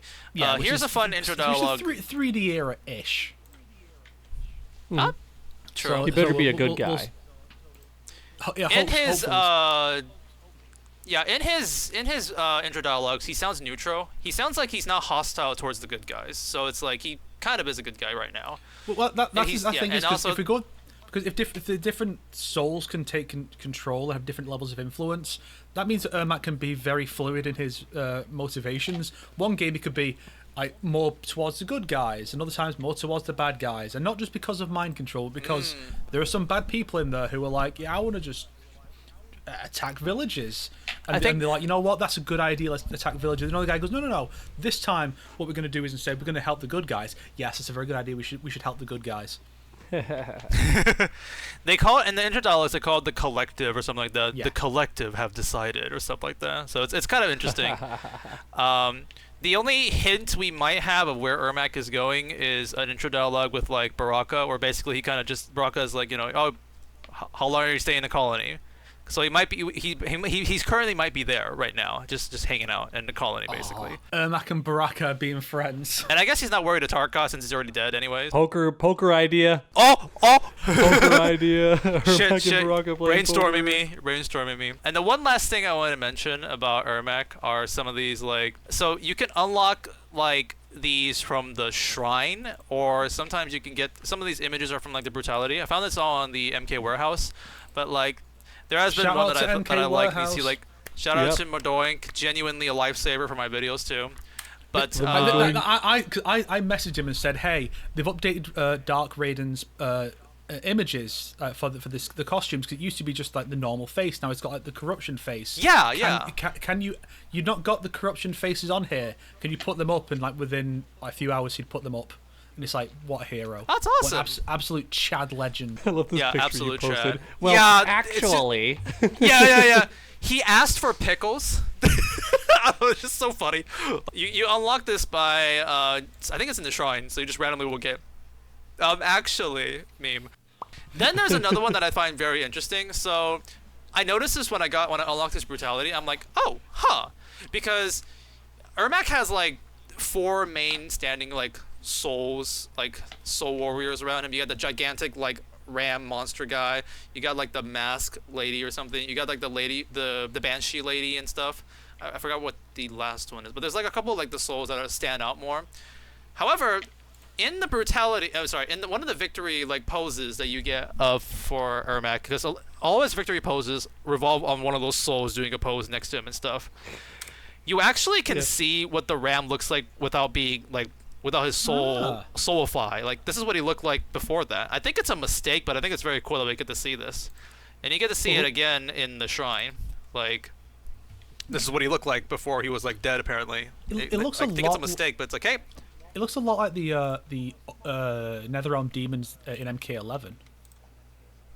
A bit, yeah. A bit. He probably could be an Outworld demon. That's a good point. Like an Outworld, like Wendigo or something. That's an interesting. Alternatively, depending on how much of it is because of whatever Shang Tsung did for him, it could be General Shao's father, because he has like similar. Because Shao was like horns, kind of like that.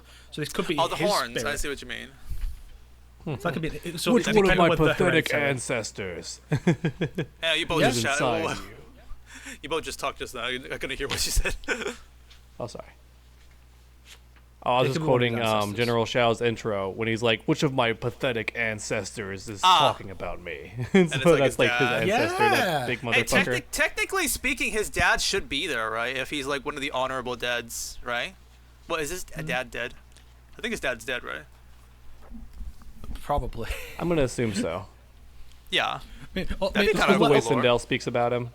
unless they're not addressing it until they want to, they can decide. Do we want to make Shao Kahn the son of Shinnok in this time? Imagine they reveal in the story expansion that's why General Shao hates Liu Kang and Earthrealm so much. Maybe like Earthrealm one time came to Outworld and like killed some people, or maybe Liu Kang just fucked up and got General Shao's dad killed, and that's like why low key he doesn't trust Liu Kang. And it's like, that would have been good to have in the main story. That's a cool idea, but it's NRS, so it's gonna be he lost in the tournament, the Shao's dad, and that's why he hates them. That's it. It's not some really tragic story like that. It's more petty. He didn't just lose, he lost like embarrassingly. Like he got knocked out with his butt in the air or something. And he's like, "Father, no!" And everyone's laughing at him. His pants fell down. Everyone saw his love heart boxes. He got King Hippo The where his love heart pants kept boxes. falling down and he kept punching him when his pants were falling down. Earthrealm has no honor. He kept attacking my dad when his pants fell down. Damn you, Yeah. Earthrealm. But yeah, that's about all I've got to say about, like, I think that's Oh all about we my. got to say about Ermac. Actually, one last thing. So Mackie, no. in the invasions mode, each character has like a little dialogue that explains like who they are and like what they do and stuff. So it's like I forget like Katana, Princess, Warrior, something like Reptile. It's like I know one of this says Ninja and Zeterian and stuff like that. For Ermac, the three of them are like, I don't know, Sorcerer, and I forgot exactly what all of them are, but one of them literally just says Arrow Macro. Yeah. Oh, nice. Like, That's awesome. it's like used like a dash, like a mistake, and it's like, oh, but it's not a mistake. I've just remembered something. So, Okay. do you remember, Dog, when someone leaked that one of the Melina bosses in her season was going to be Ermac? Because there was a voice file Yeah. of Liu Kang describing him.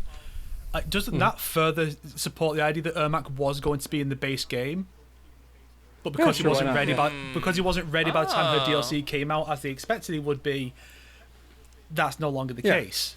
So yeah, I think Yeah. we can. There's enough evidence to say for sure Ermac was going to be on the base roster, but because the game got pushed out so early, they didn't have time to finish him. Yeah, I I'd think even go a that step disc- further. Well, I go a step further even and say that like that was really early in development that they wanted him to be on the base roster, because I think that voice acting gets done like before anything else for the most part, because everything else, like, he's nothing, you know what I mean? Like nothing else about his gameplay or like how late he was in the combat pack. Everything else makes it seem like he was meant to be DLC, but like very early on, yeah, he was going to be base roster. I think we can definitely say. Yeah. I mean, it certainly seems to have been early enough for them to have, by the time they made a design for him, because even if that render was not Yes. going to be in the final game, at least in a mock-up of what the select screen would be, 'cause that's what that image seems to be, Ermac was there. So at the very least, they had designed him without his mask. And they were Yes. like, and by that point, they were still like, yeah, we're going to put him on the base roster. Then plans changed. Yeah. That Vinny, I think, is just the biggest proof. Yeah. His him not having a mask and stuff too, and how it's like kind of immortalized in the arcade ending, even where he's still not wearing the mask. It reminds me of like how Scarlet still has her short haircut in her arcade ending in MK11. Oh. Because originally she was going to have the pixie cut, but a lot of people complained and were like, no!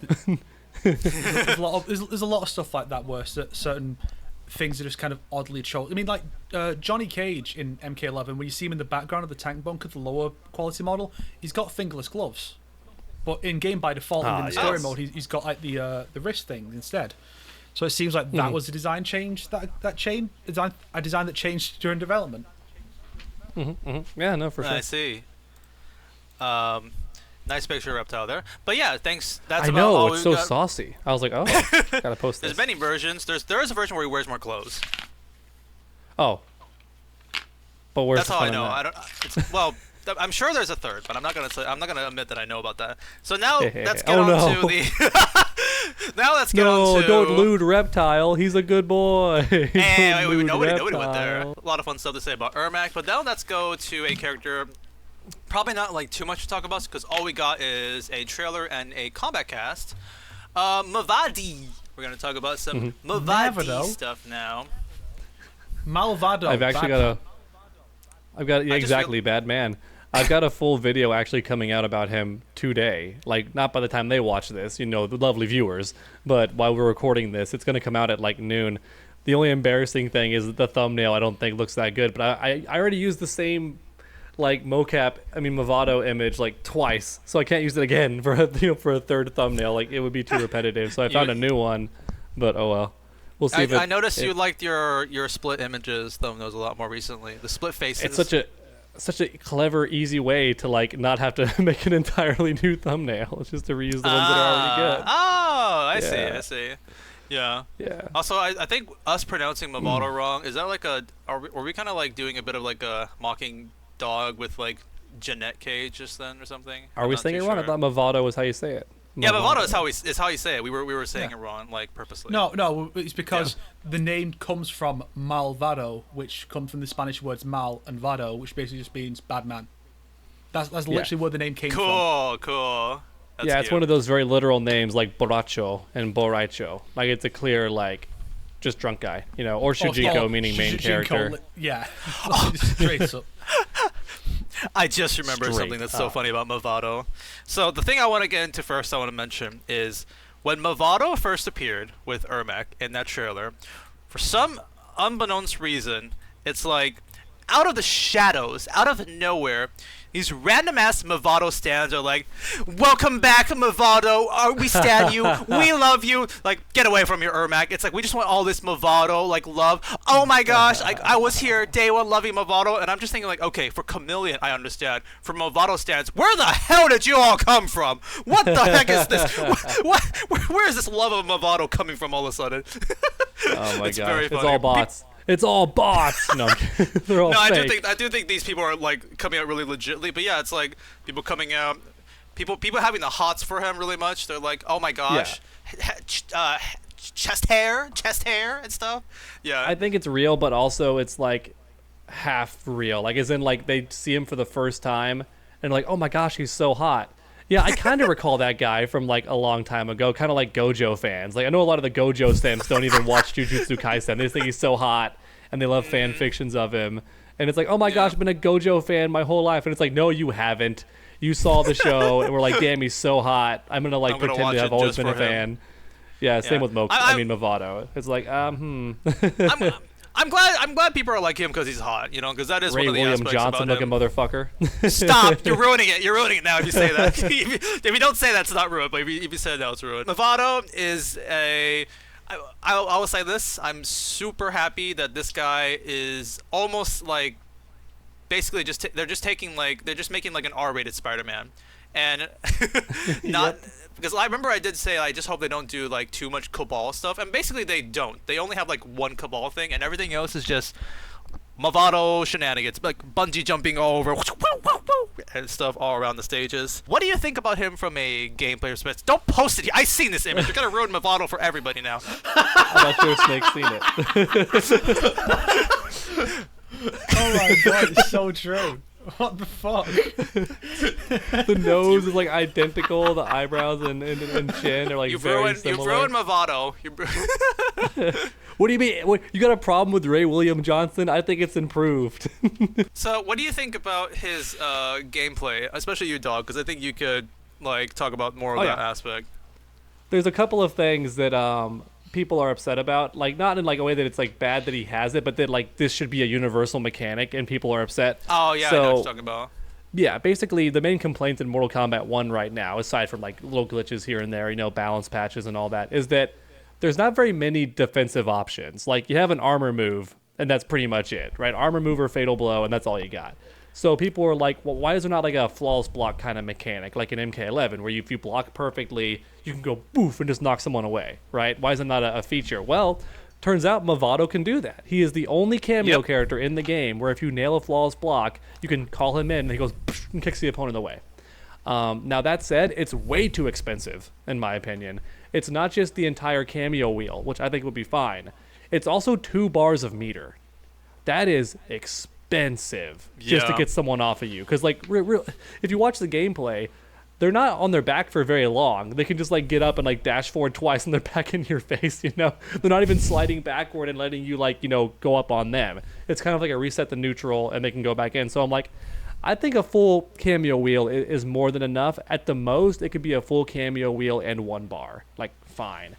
But that being said, it just had me thinking, like, why is there no push block? Because the cameo system would be perfect for just regular push block. Like, you're blocking the opponent and you want to get them off you, spins the whole cameo wheel, but your partner comes in and goes, no, and just, like, pushes the enemy away. Like, no, get away.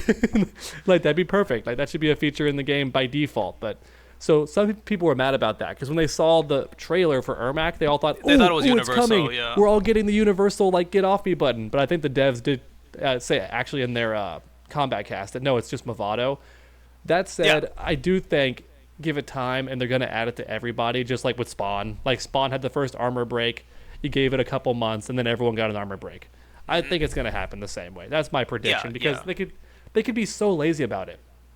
They could just use the same animation as the combo breaker because it's all the same. They fly in and hit the opponent. Like, it could be the exact same animation, just faster without the slowdown, and that would be fine. Just use that. Like, just be lazy if you want to, but the mechanic is what we want. We want to get off me tool. Now, outside of that, there's one more part of his gameplay that I find very cheap, and it's his free hit when you're lying down. He just slides in and kicks you. Because it's not part of the combo. It's its own separate hit. So that means at the end of any combo, just here's an extra 5 or 7% damage for free. Just kick him. That's it. Yeah. He does seem pretty strong since like people have stated like other than like 1 or 2 moves, everything is an ambush. You just like pop, pop, pop, pop, pop, boom, and he just shows up to like continue your combo and stuff. I think, unfortunately for our boy Scorpion, I do predict that for most of your your teams, if you have Scorpion and somebody, right? Like your cameo is Scorpion, you're probably going to replace him with Mavado. Because Mavado does like everything Scorpion does, just better. His landmine, unless you can't aim it very easily, that landmine replaces the up fire blast that like Scorpion has. Because the entire point of that move is to hold the opponent in place long enough for you to recover from whatever nonsense you were doing and then keep the combo going. Well, that landmine where they're getting zapped holds them for like a solid 2 seconds. So it's even longer than Scorpion. So, for example, I play Melina. And the main reason I pick Scorpion with Melina, I get my crazy 50% damage combo with just 1 bar and 1 cameo. Well, Mavado does it better because that landmine is going to be even easier to time. So why not just use Mavado? There's no reason. I mean, yeah, Scorpion's going to be fired and out of a job for a lot of these matchups. Well, not all of them, but Scorpion has always kind of like getting replaced by like Janet, right? Because like that move where she does in the air is almost a little bit better than Scorpion's like fireball. Oh, you're right. The triple punch. Yeah, but if you're lazy like me and don't want to learn the timing, then F it. Yeah, it's just frame timing. Yeah, because I use Scorpion and Reptile, so I'm considering like transitioning to Janet because of that too. I think every cameo's been really OP, right? I think that Mavado's no different. Mavado is going to be a crazy good cameo. And people are going to be like, oh my god, he's like, why is every cameo character just like pay to win compared to like the previous cameo? Wait, that is kind of true. See, I want to use this new picture of Mavado for my thumbnail instead because it just looks better, but it just looks like Ray William Johnson is staring at me. I thought like I'm gonna use a Mavado picture and just put Ray William Johnson on the thumbnail. You can do that, honestly. It's a better idea. I should look up 3D, like a 3D generated Ray William Johnson, see if it exists. Like someone did a 3D model of him. In terms of like the moves that he has, it's like a lot of bungee jumping around, which weird, like slings around, which is all really pretty fun. The one move that I thought was really funny, even in the trailer, was the one where he like bungees you both and then like claps you together. I was thinking like, what's the point of that? But apparently, it's like not a bad way to like end a combo if you want, or if you want like a desperate ender or something like that. It's also an anti-zoning tool. Yeah, it stops you from doing anything, and that's why they actually it's actually really good on paper because theoretically, and I'm talking while I make this thumbnail, by the way, theoretically, you could, theoretically, it's like instant. So that's why it's so OP, and I think that's why NetherRealm made it to where it knocks you both down, and apparently you both take damage too. Yes. The person who summons Mavado takes a tiny bit of damage, so I think they realized how OP it is to just instantly call in someone from behind to say no projectile for you. So they gave it some ways to balance it, like some counterplay, and that's clever. I think that was one more OP move that I mentioned in my video. And apparently that is the move. That is the only move in the entire in his moveset that he stole from Kabal. Yes. Do you have the clip that shows like the original? So that ability, because Stephanie said that is an ability called Nomad's Touch, and it's from Deception, and Kabal was the one who used it, and here is the clip of like what it looked like in Deception.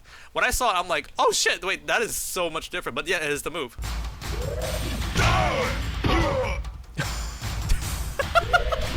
That move doesn't even make sense for Kabal. Is it like gear? Like he has tech or something that's doing it? that move does seem like something that'd be a bit more fitting for Mavado than for Kabal, because how is Kabal doing that? It's so random. Yeah, and they also implemented and made it into like a Mavado move since he's using the bungee cord, so like getting them both to like hit each other and stuff. So I think it's a clever way of making a very funny move into something that actually is more practical. But I say it's that also it's very move though. It's very cool that they got rid of the hook swords and just like really leaned heavily into the bungee cables. They're like, we're gonna make him be more like of his own character and not just like, oh, this guy has Kabal's weapons. Do you love him now? Do you love him? Like, do you like that he's got Kabal's weapons? You know, that kind of thing. Yeah, so it's kind of cool that he's now all the cables. Yeah, Kabal's still his own character, and that could mean in the future that he could still be like DLC or something like that at this point. I imagine within a week of his release, there will be a mod on Nexus Mods that turns him into Kabal. Even if it's just literally putting a mask on him. Put a mask on and it becomes the meme every time. because that's the thing is because he has like the long coat that Kabal's known for now, which was supposed to be what Kabal had in MK3, but they couldn't do that then. So Mavado had it, and so it would just look like Kabal from Deception if you just put literally the classic mask on him.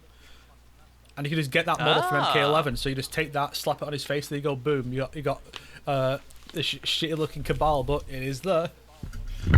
Well, stop, Snake, because you reminded me of the joke that I made like on the last podcast, where if we do actually get, Kabal as like a full main character, which some people are like fingers crossed because they see that he's not using Kabal's weapons, like, oh, this means there's a chance, like he's not using Kabal's weapons, so Kabal might be in the game. And I'm like, hey, careful what you wish for. There might be that one intro dialogue where they clash, and it's like, haven't seen you in a while, Mavado.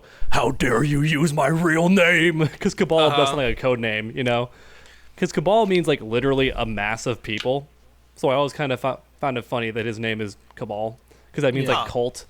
I guess so, or like group. But it's just one guy. It's even funnier in Mortal Kombat 9 because that's just his regular name. At least in the classic games, you could kind of imply it was a code name, like how Cobra might be a code name, But now it's like just straight up like Cop Kabal, like Kabal, come in. I'm here, Striker. Who names their kid Kabal? I hope no one got offended by that. You know what? If they get offended, get mad at your parents. That's a funny name. Your name is Kabal. But yeah, anything else you guys want to say about Mavado, or that's about it, right? We'll see how he looks with his color palettes when he releases next time. All black. What I expected. It's what I expected, but I am also disappointed that the way they've done the fatality from Deadly Alliance is they didn't keep it goofy. They just tried to like make like a real thing out of it. I'd rather it stay dumb and goofy.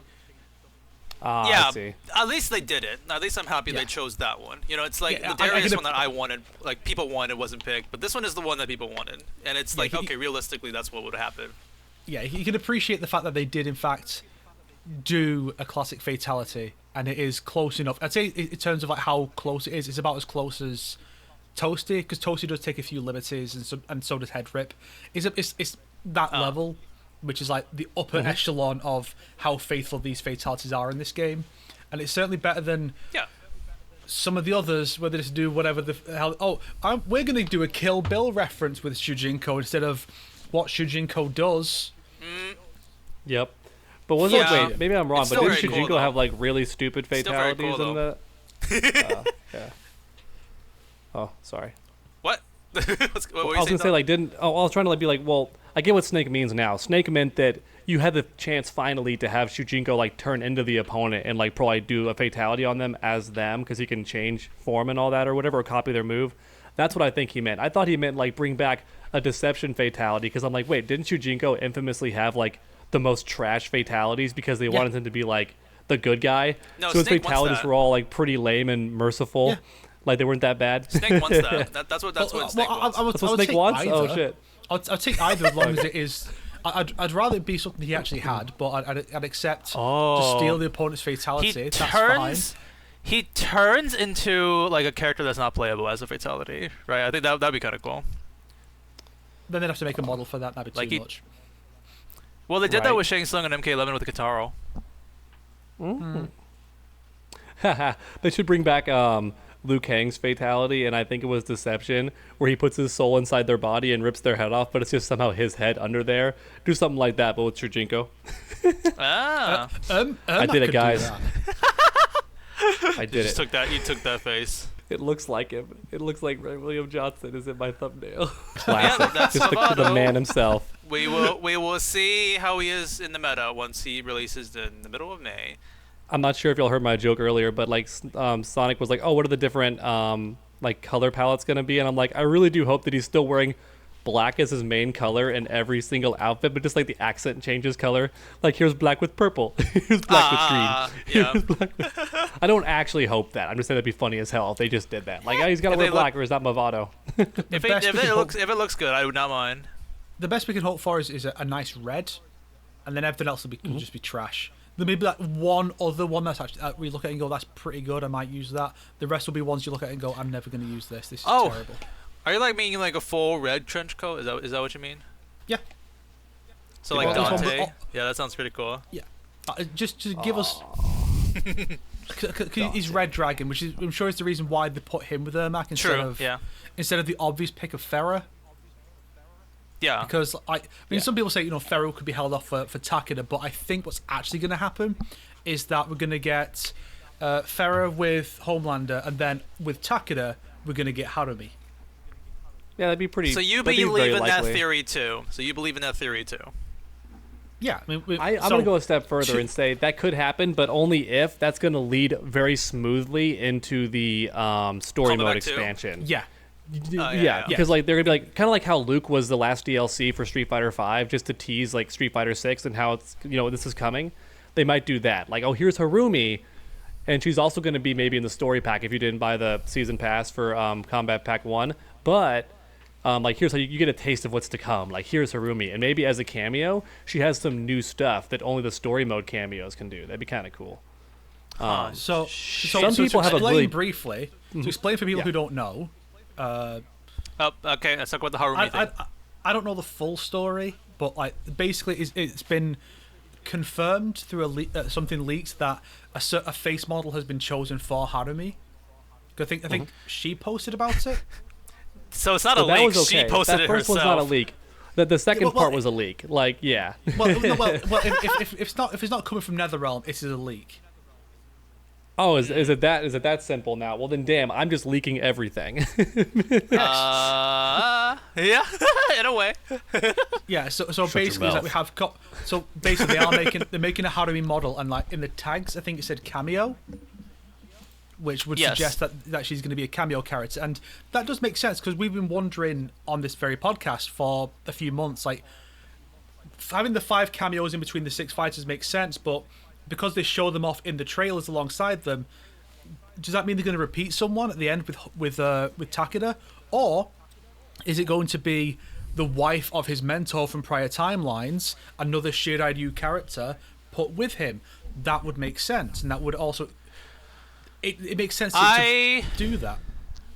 Yeah, I'm in the boat of not thinking that's going to happen. Not necessarily because, well, I'll just say this: I don't think they have been consistently doing any thematical characters like working with each other. Omni-Man with Tremor, Quan Chi with Chameleon. You know, it's like these don't make a lot of sense together. So I don't really think they care about like who and who will fit really well together. Like seeing Farah now with Ermac, which would have been perfect since they are on the same team in MKX, not happen. Is just like, oh, I don't think they care about who gets released first. That's I don't really necessarily think like that aspect is what's gonna make Harumi be with like Takeda. It's like, oh, it fits. It's like, I don't think they're gonna think that far ahead. But at the same time, because Takeda's obviously going to be from another timeline, because unless they've like rewritten it to be like Kenji's cousin or something, he'll be from a different timeline. And so, since we've seen a Harumi from another timeline, I mean, what if this Takeda's from that Harumi's timeline that Invasion Scorpion went to? So then they will show up together.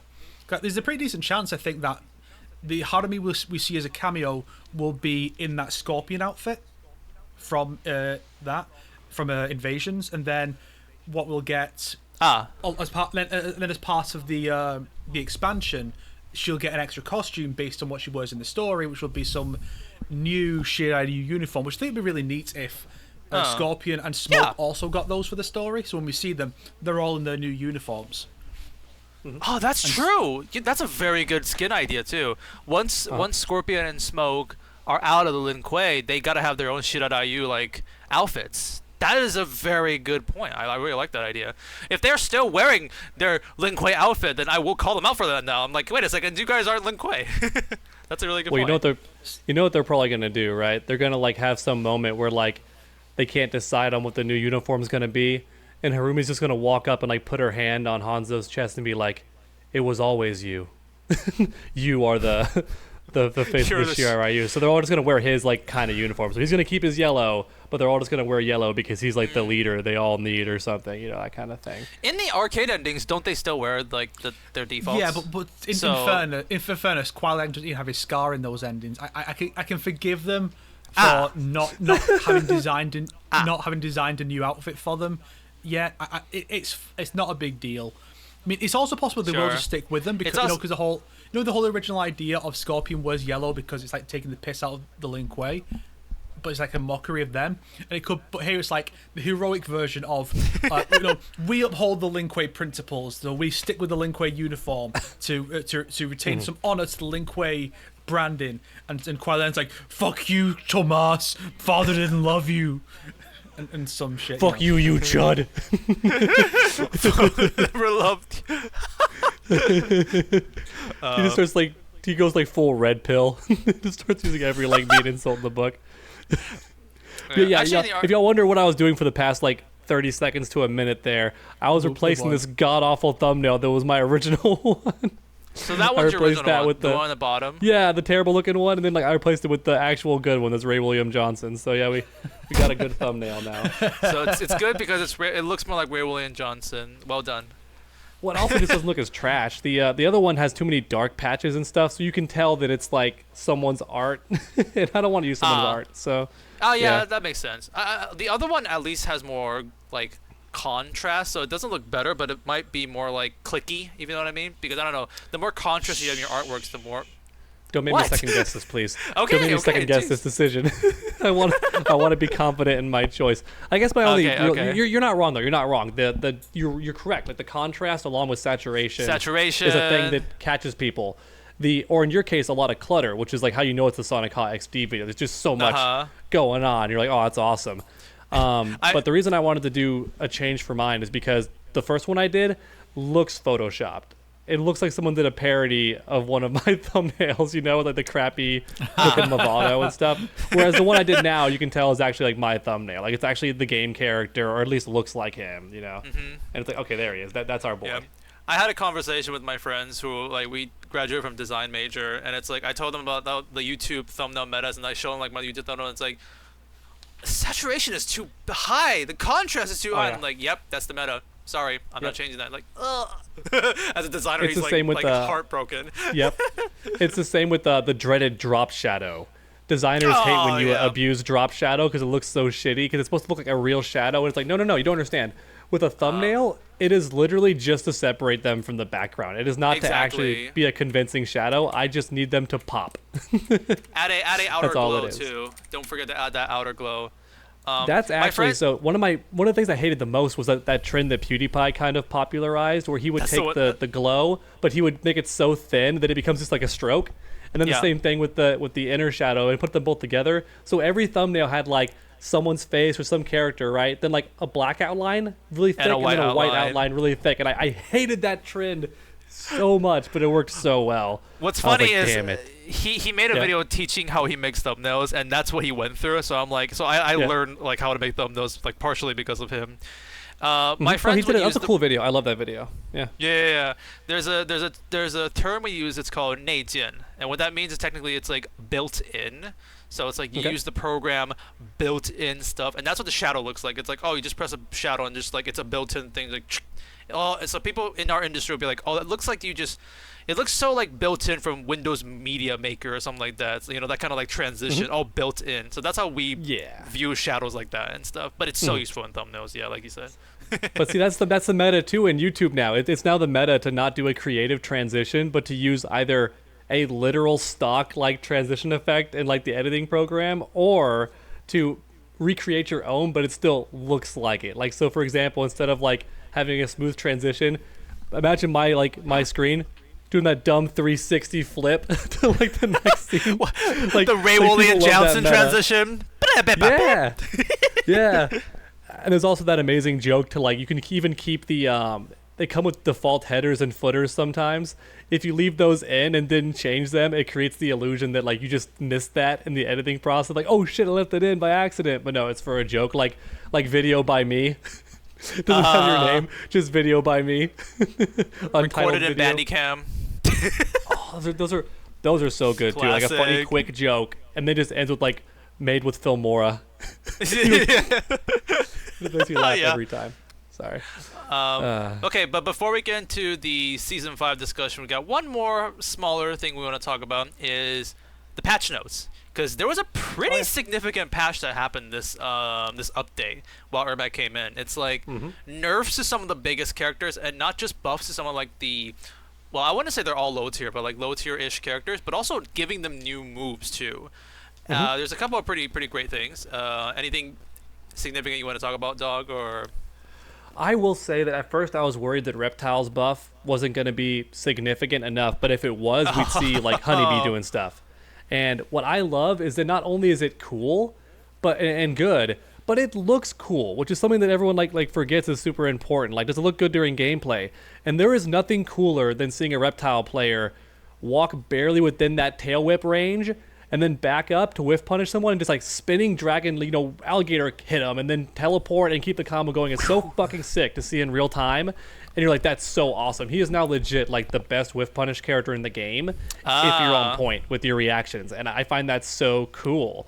And some people were concerned like, well, his default invisibility in that gimmick does not last for very long. And that's true, but when the opponent's cornered, it's more than long enough to do whatever you want. Like, you can end a combo with that invisibility and be like, hey, bitch, overhead. Because like instant overhead knocks him down.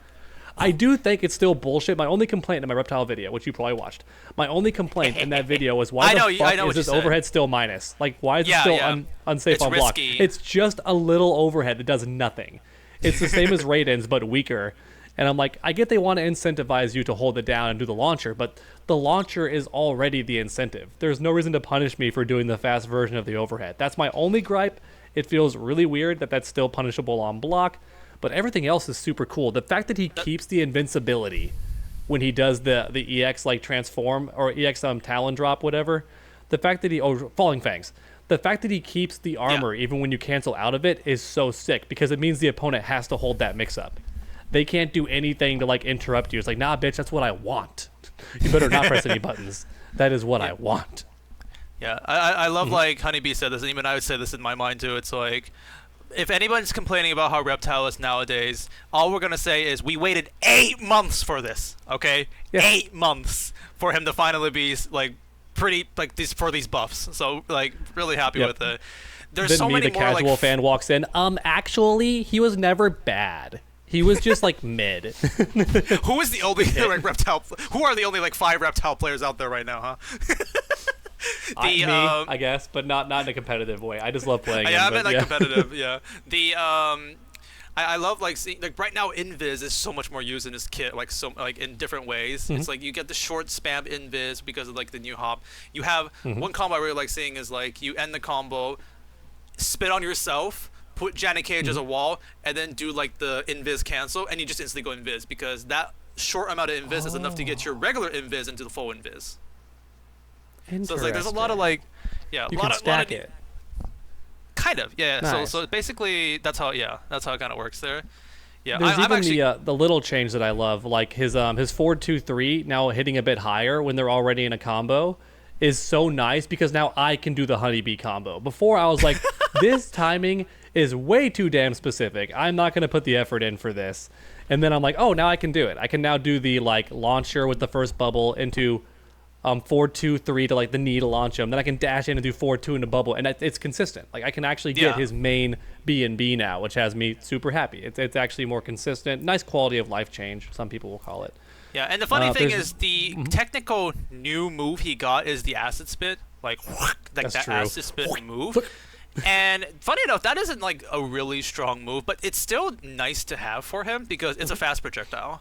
Like it's a long setup, but the projectile is pretty fast, so it's kind of helps with the zoning aspect of it. Like once in a while, you can like spit it out, and it's nice.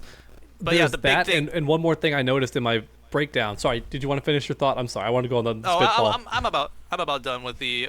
Actually, yeah, I saw your video. So you talked about how the spitball is like safe with the combo on shield and stuff on block. Oh, well, that too, but no, from a distance. Like if you can force the opponent to block the spitball, you're like plus 12 or something. So it's a free dash. Like if you make them block it, you can get in and close the gap. So theoretically, it's not just like an anti-zoning. It's also like if you knock them away for a combo and they're just like not doing anything and respect you, just throw the spitball and then do like his little slime dash behind it, and you're now half as close. Like you're much closer now, like jumping distance. And they couldn't do anything to stop your approach because they're so negative on block from the spit. I'm going to keep that in mind because I did see Honeybee handling some pretty hard zoners, and he didn't do that. So I'm going to keep that in mind if that's something viable to do. Well, if the opponent has like an armored attack that goes full screen or they have a teleport, then it's not going to work. It's going to be more situational. They get hit and they block, but he doesn't like instantly dash in for that. So I'll keep that in mind. Maybe we're just do a still regular in the dash. Just a regular experimental. dash is fine too. Yeah. There is one thing I find funny, and Snake would probably find this funny too, even as like if he's not a Reptile player. So Snake, Reptile has this string. It's 1-1-4. He just says punch, punch, little kick. That's right. Sort of his most basic, fastest combo normally starter. It's just like it's a safe little mid string in the neutral, but then in the corner it actually launches, which is kind of cool, right? Here's the funny part: they allow you to now cancel the last hit into his air teleport, because technically for his last little kicky, he's in the air. So they're like, oh, we'll count that as an airborne state, and we'll let him teleport out of that. Here's the funny thing: it does not combo. So it's clearly only for setups or to keep yourself safe. If they block it, you can go back. Yeah. So that's cool, but it would have been nice, NetherRealm, if you gave us both. Like, why not have it also launch them a bit higher so we can land the Falling Fangs? Like, why not? Why not? I see what you mean. Yeah. It just feels kind of half done, because like to do that move and then just miss completely, it's like, wait, that's gonna throw off so many beginners. They're like, why can I cancel into it but it don't combo? And it's like, well, because it's just for defense. It's legit, like, just to give them one more thing to worry about. Like I think Stephanie called it like the mental stack, the different variables they got to account for. Like you're just giving them more things to like be afraid of during the match, and it's like, what's he gonna do? Is he gonna like cancel into the fangs? And if he does, is he gonna go invisible, or is he gonna like let it rip? You know, like, what's gonna happen? So 90% of the time you go invis now with that cancellation. You just so that's why 1-1-4 cancel. I think the sick thing is that's safe. Like I can't believe like doing that and then you're fine. You're now invis and you're safe. Like that's a really cool thing that that you're allowed to do and stuff. But yeah, I only care about Reptile mainly. But please talk about the other new. I don't know anything about Rain and Scorpion honestly, because those guys got new moves too, right? Yeah. Rain became like just a whiff punish monster now, which is kind of funny because on the one hand I get it, but also I don't get it. So I'll explain both perspectives. So on the one hand, Rain already had his character type. Like he was the I hit you and then I go for setups, or I counter zone you. Those are like his two different types of things, right? He didn't need to be a mid-range whiff punish character. That was never his role. But yet they gave him that exact move. They pretty much gave him Reptile's back three, the little foot kick, that's kind of low. They gave him that, except it doesn't hit low. But it's the same idea. He steps in and kicks, right? Got a lot of range on it. It's clearly meant to be the I whiff punished you move, because he didn't have that move before. But now the issue is like he can do everything. He's now a zoner, counter zoner, pressure mix-up character. His combos do decent damage. Like he's got legit he can even teleport. Nobody uses it, but he can teleport. He's got so many moves. And yeah, he can do that, and he can cancel out of his rain projectile now, which gives him new combos like Ermac, where he can land a poke and then like dash out of it and like keep a combo going.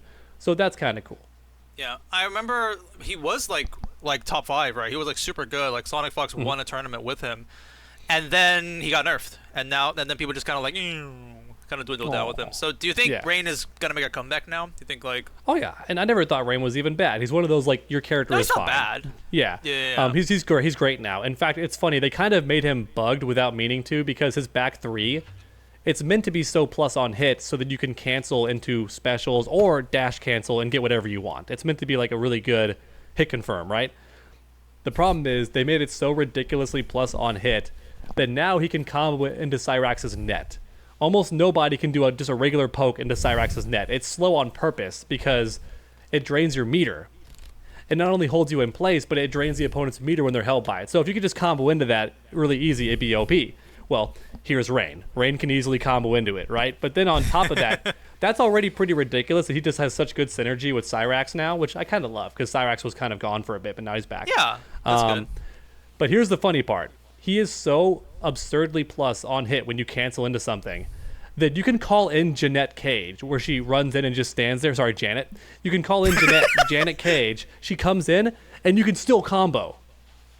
You can summon her and keep your combo going on a standing opponent. Nobody else can do that I know of, unless they freeze the opponent or something, right? So that's so wild that he can do that. Just like, I'm going to land a poke, call her in, and then he just starts juggling you, and she keeps the combo going too. Like, she's on screen now just permanently, and like he comboed into that. That's wild to me. That's hilariously good.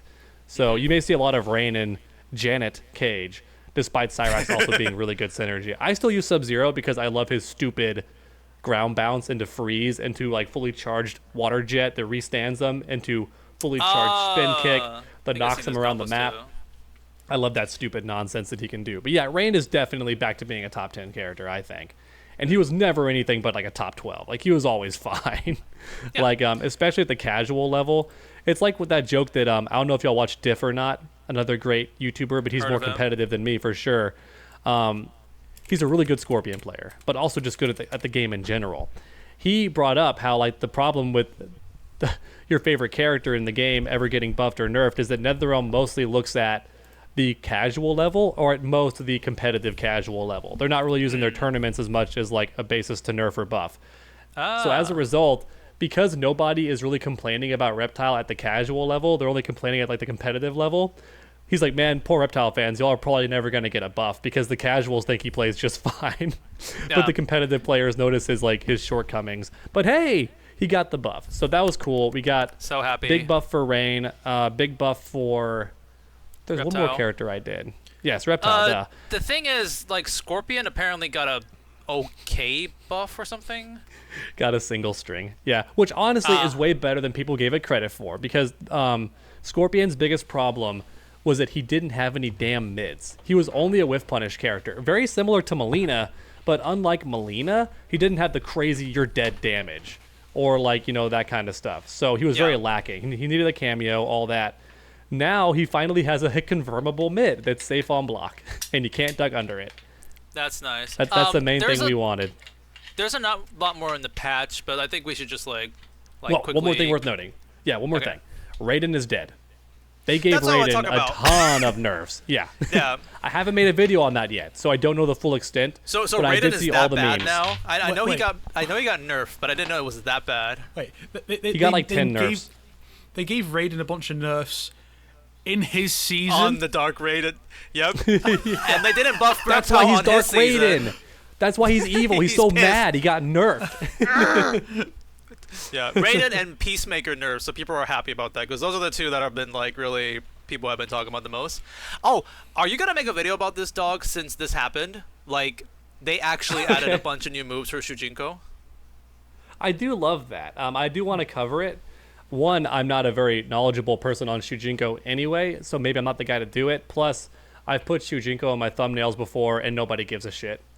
It's a shame, but like nobody cares. Like nobody sad. cares about Shujinko. You know, You I love him. clickbait in the like every move on one character kind of aspect and stuff. I'll have Half you make a Shujinko, thumbnail, half- Sonic. Half Shujinko, half some other character, and say, well, Shujinko can copy this move from Scorpion, and that's why Scorpion's got half the thumbnail. That'd be cool too. I was gonna go even crazier with it. Just have like a mannequin kind of character in the center. Like you can't tell who it is. And then I'll have Sonic just do his thing with all the clutter of all the characters around him, all doing various memes and stuff. And it's like the character with like the one character that has the most moves in Mortal Kombat 1 or one something like character who that. 'Cause has he it has so all. many now. He has so many, and they're pretty cool. Yeah. The only There dumb is thing a- is they don't tell you in the move list which one is the new move. So if you're someone like me that never played Shujinko, you're like, which one is the new one, and which one's the one he always had? Like, Yeah, damn. you gotta look at the patch notes for that. Yeah, Honeybee already made like a 1 hour video going through that. That guy's insane for actually even playing Shujinko in tournaments. I'm like, what the heck? Yeah. Like, he actually is trying. But there's a 1 hour video going through like that entire Hell thing. yeah.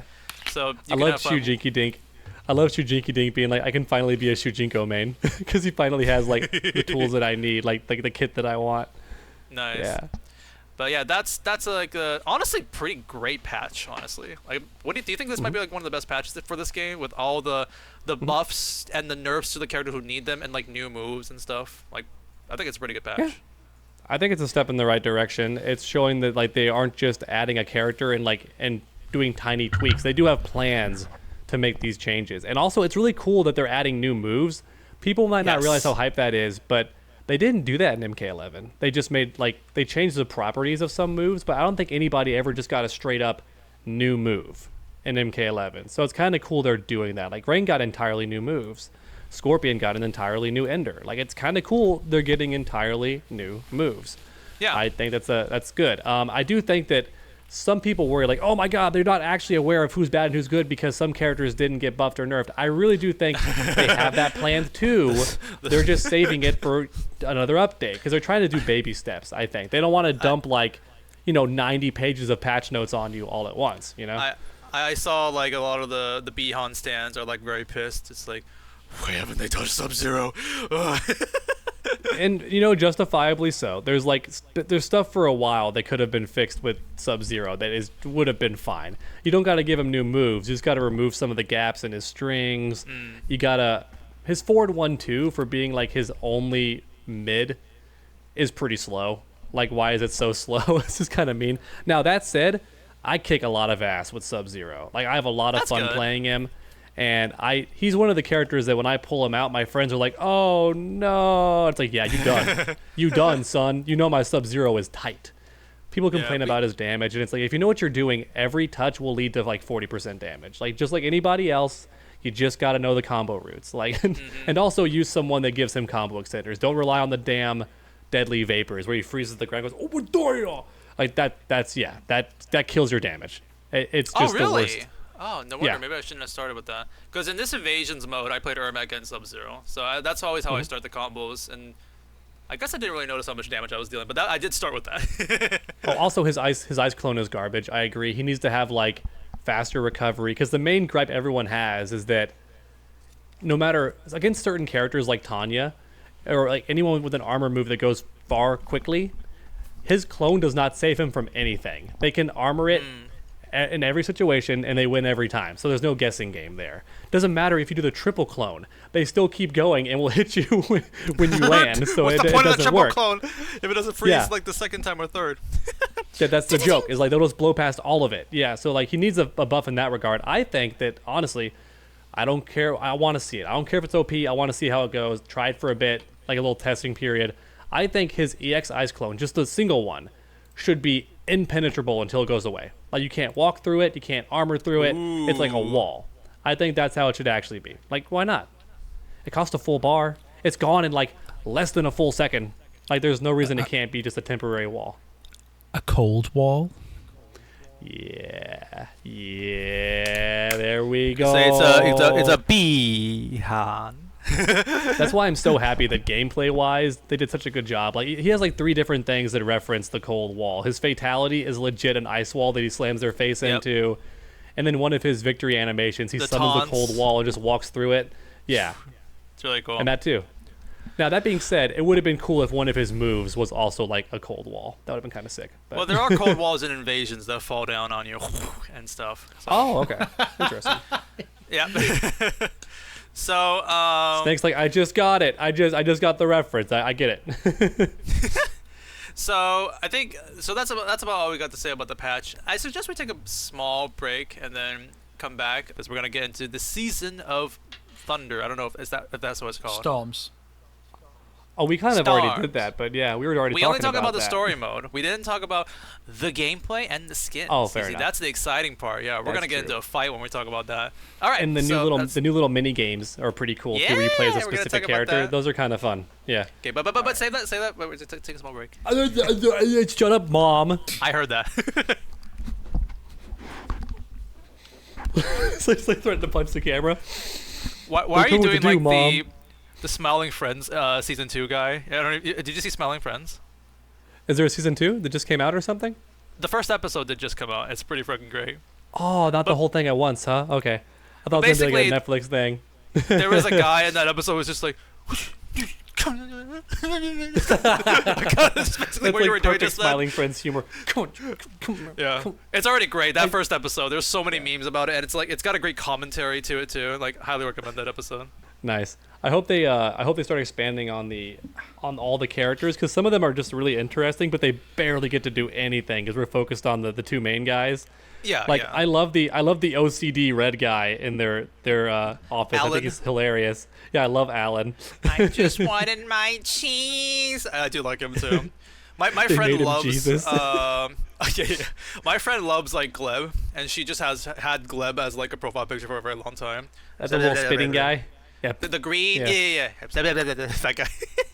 that guy. I love let me him too. Yeah, I'll talk about it later. Yeah, I'm just getting some water. This gives me time to actually update my thumbnail. I want to make it even better.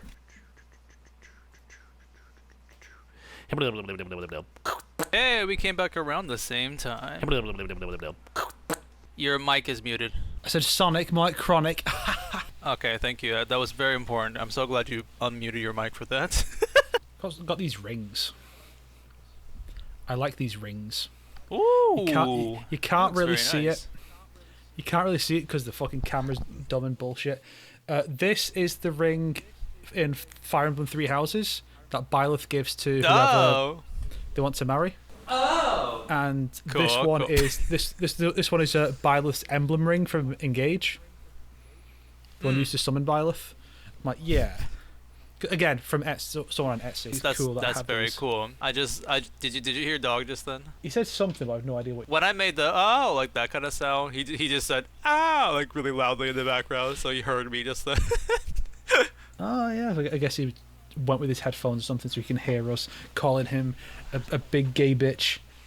I don't. Did he hear that? I'm really curious. I guess he did. I have no idea what the context is, but I can hear how loud like people were getting. Like ah. I didn't know if y'all were telling jokes or what was happening. No, he was showing his engagement ring, and I was like, oh. And then it's That's a funny way to put it. right? Damn, I was like, what Technically, It I was like, technically wait, what is, the but fuck? It's from Fire Oh. Emblem. It's fine. Oh, okay. I was like, damn, he went from asexual to engaged. Like, damn. The Sigma grind never engaged. stops. Asexual and engaged. end game. He is the definition of the Sigma male memes that he keeps putting in the Discord thread. Like, he's just like, I'm not sexually attracted to anybody. Anyway, I'm engaged. I'm just trying to figure out where the fuck I dropped that ring. No! No, you can't get married. The wedding's over. No. No, that one's fine. It's the one that you used to summon Byleth and engage. I can't find that one. Oh, the wedding wing is fine. He just can't summon Byleth. She's a pretty good Smash character. I can't believe they gave her own game. It was camouflaged on my black carpet. Oh, damn. Black carpet. Interesting. I've never seen that. Shut the fuck up. No, I'm genuinely... My carpet's white. You can see it behind me. I've never seen, like, black carpet. I've seen gray. Are you trying to tell me that you don't see color, dog? Damn. I thought you were one of the good ones. Hey, first off, I thought being colorblind was being one of the good ones, but okay. I see we flipped again. I can't keep up with this political world we live in. I don't know what's right and what's wrong anymore. I mean, look. If people can call me racist for saying that Jax's character should come before his skin color, then people can call anyone any ist for any reason. Oh, I thought you were gonna mention the fact that like someone called you out for the mock-up Sindel like censored version skin on Twitter. I thought you were gonna bring that one up. I don't even know what that was about. Someone just called me a clown because I was wrong about my joke about that they were gonna cover up Sindel. It's complicated. Should we get into it now? Or I think we should get into it when we talk about the skins. It's kind of funny. Yeah. When I saw that, but anyways. We're going to talk about skins anyway, so we might as well just do it now. He's out of control, Sonic. He's taking control of the podcast. I know, wait, this is like He's the done it like 5 times now. Other conversation. Now. Like, wait, the skin, the seasonal skin. So, season 5 of Invasions Mode is probably, in my opinion, the biggest like change in terms of like the gameplay out of all the previous seasons. Well, it's the biggest since season 2 at least. Because season 2 was the one where they're like, let's not have literally 4 characters you fight over and over again per mesa, and they actually have done something there. And they even added a new variant of a stage just for this. And wouldn't you know it, it's one of the best stages in the game. Hell yeah! I'm so happy they finally did, because every time since season 3, I was like, so are we gonna get the blizzardy version of the Ying Fortress? Holy fuck. Are we gonna get the nighttime version of the Shang Tsung's laboratory? No. Oh. But for the tea house rainy variation, yes. Like, yeah, it looks good. I'm really happy about that one. You can see it in like the background. I hooked mod that, by the way. I already like ran around in the background for that stage. Yeah. You can see like there's like the roof isn't doing like the greatest job, so like there's like water leaking onto like the hallways. You can actually see Madame Bo in the background a bit more better. You can always see her, but now she's like more in the background because no one's in the building right now. The customers are all gone, so you want to see Madame Bo, you get to see her a bit more there. So yeah, I love it. I love rain stages, so I'm really happy we got one in M1K. But yeah, like, and also the big difference also in the season 2 was we actually had a new mesa in season 2. It's been 4 seasons and we still haven't had a new mesa, unfortunately. But we had a rainy mesa for the final stage, so that's cute. But yeah, let me talk about some of the bigger things that happened in this invasion season. So hell yeah, we've got basically technically 2 new game modes and a third like extra new thing in this. And the game modes go from the character trials, the combo trials, and now when you get ambushed, instead of fighting like a random character, you fight a random hybrid character from the chapter 15 like character list of characters. So yep. I would say those are like the biggest changes in this season. And the interesting thing that I've noticed about this season is the online discourse seems to be very split. It seems like half the people love these new additions and the other half hate them. Like that's what I have seen in terms of like going online and just like looking at these. So I guess these are the biggest things. So I kind of want to like focus on these 3. So can you guess which camp I'm in on this subject? Oh honey, like the last 2 weeks on Twitter, like I felt like the Force Snake was going in like some sort of like torture porn like discovery or something like that. He could not non-stop talking about how miserable he felt with Invasions and Final Fantasy Rebirth. That's all it was for the past 2 weeks. It's just like non-stop like talking about shit about Damn. these two things. I feel kind of bad for you, Snake. I'm like, dude, are you okay? Do you need me to like recommend you like a really fantastic short 6-hour indie game just to like palate cleanse yourself or something like that? Are you good and stuff? Yeah. But anyways, I think we should talk about start with the combo trial one, since that one's so Terrible. nothing. It's really short. It's just a cute little like do a combo on a different mechs, like variations of like Sector Cyrex, basically pink, gray, blue, green, all sorts of stuff. I never really I'm assuming the game is telling you, hey, use the elements to like make it more advantageous to do a combo on these like robots, but I never did those, and I just like got it. You just need to do a 30% combo, and you can just pretty much get every single one of them. There's only one I didn't do, but I didn't really care because that one's like, oh, I wasn't gonna switch because I was playing Ermac and Sub-Zero, so I just kind of like do their simple 30% combo and pretty much handled all of them.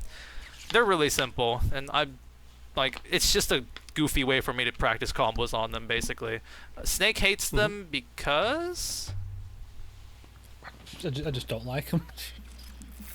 Cause I really struggled with. I don't know why it is. I really struggled with combos in this game. There's something about the timing. Did you turn off negative edge? I cannot get right. Did you turn off negative edge? I don't know what that is. it's in the option settings, basically. When I got my buddy to make 2 tiny changes, and he could suddenly do combos way easier. So when you go into the settings, it's under controller settings. One of the options is negative edge. Let me get a controller to give you an example. This is such an annoying thing, and one more reason why I refuse to agree with people that MK9 was like the most fun NetherRealm game, because you could not turn this off. This was on by default, and it caused you so many things to be incorrect. But you can work around it and manage it, but it's bullshit. So negative edge simply refers to, it's for all fighting games, not just Mortal Kombat, but negative edge refers to when you release a button after pressing it, the game also registers that as a press. So, You're pressing for example, it twice then? yeah, and every game does this, but they don't always register it as like a second press, right? So in Mortal Kombat, this is on by default. I have no idea why. For some reason, NetherRealm thinks that you like this. I hate it. What this could do is it say like you're doing a combo that's like square, square, square, then the special move is back, forward, square. Theoretically, you only got to press square 3 times, not 4, because you can release square after doing the back, forward input, and it will give you the special move, because it's back, forward, square. And releasing the button counts as the press. That is on by default in this game, and it's dumb because it'll give you the wrong special move all the time. You'll be doing a string, and if like say you do square, square, triangle, down, forward, circle, you want to get down, forward, circle. That's your special move. But because you did circle a bit too early, or like release triangle a bit too late, it thinks you wanted to do down, forward, triangle. It says fuck your circle, and it gives you triangle. Now, in some ways, this can be really advantageous, but most of the time, you don't want to have negative edge on. And in MK9, it causes me to get the wrong special moves so often, because I was just like doing the input too fast or something, and the game would guess what I want. It's not good. It's not good. It also screws up your back forward inputs a lot. It just gets in your way. It's not good. Turn that off, and then maybe you also might want to. It has input window timings, which basically means like, oh, it's either a lot of timing to do your special move input or less timing. My buddy saw better results when he made it a short window, because now he always gets the special move because he does it really quick, and he'll never get a normal attack instead by mistake, because the game only gives you a special move if you do it fast, and he prefers that.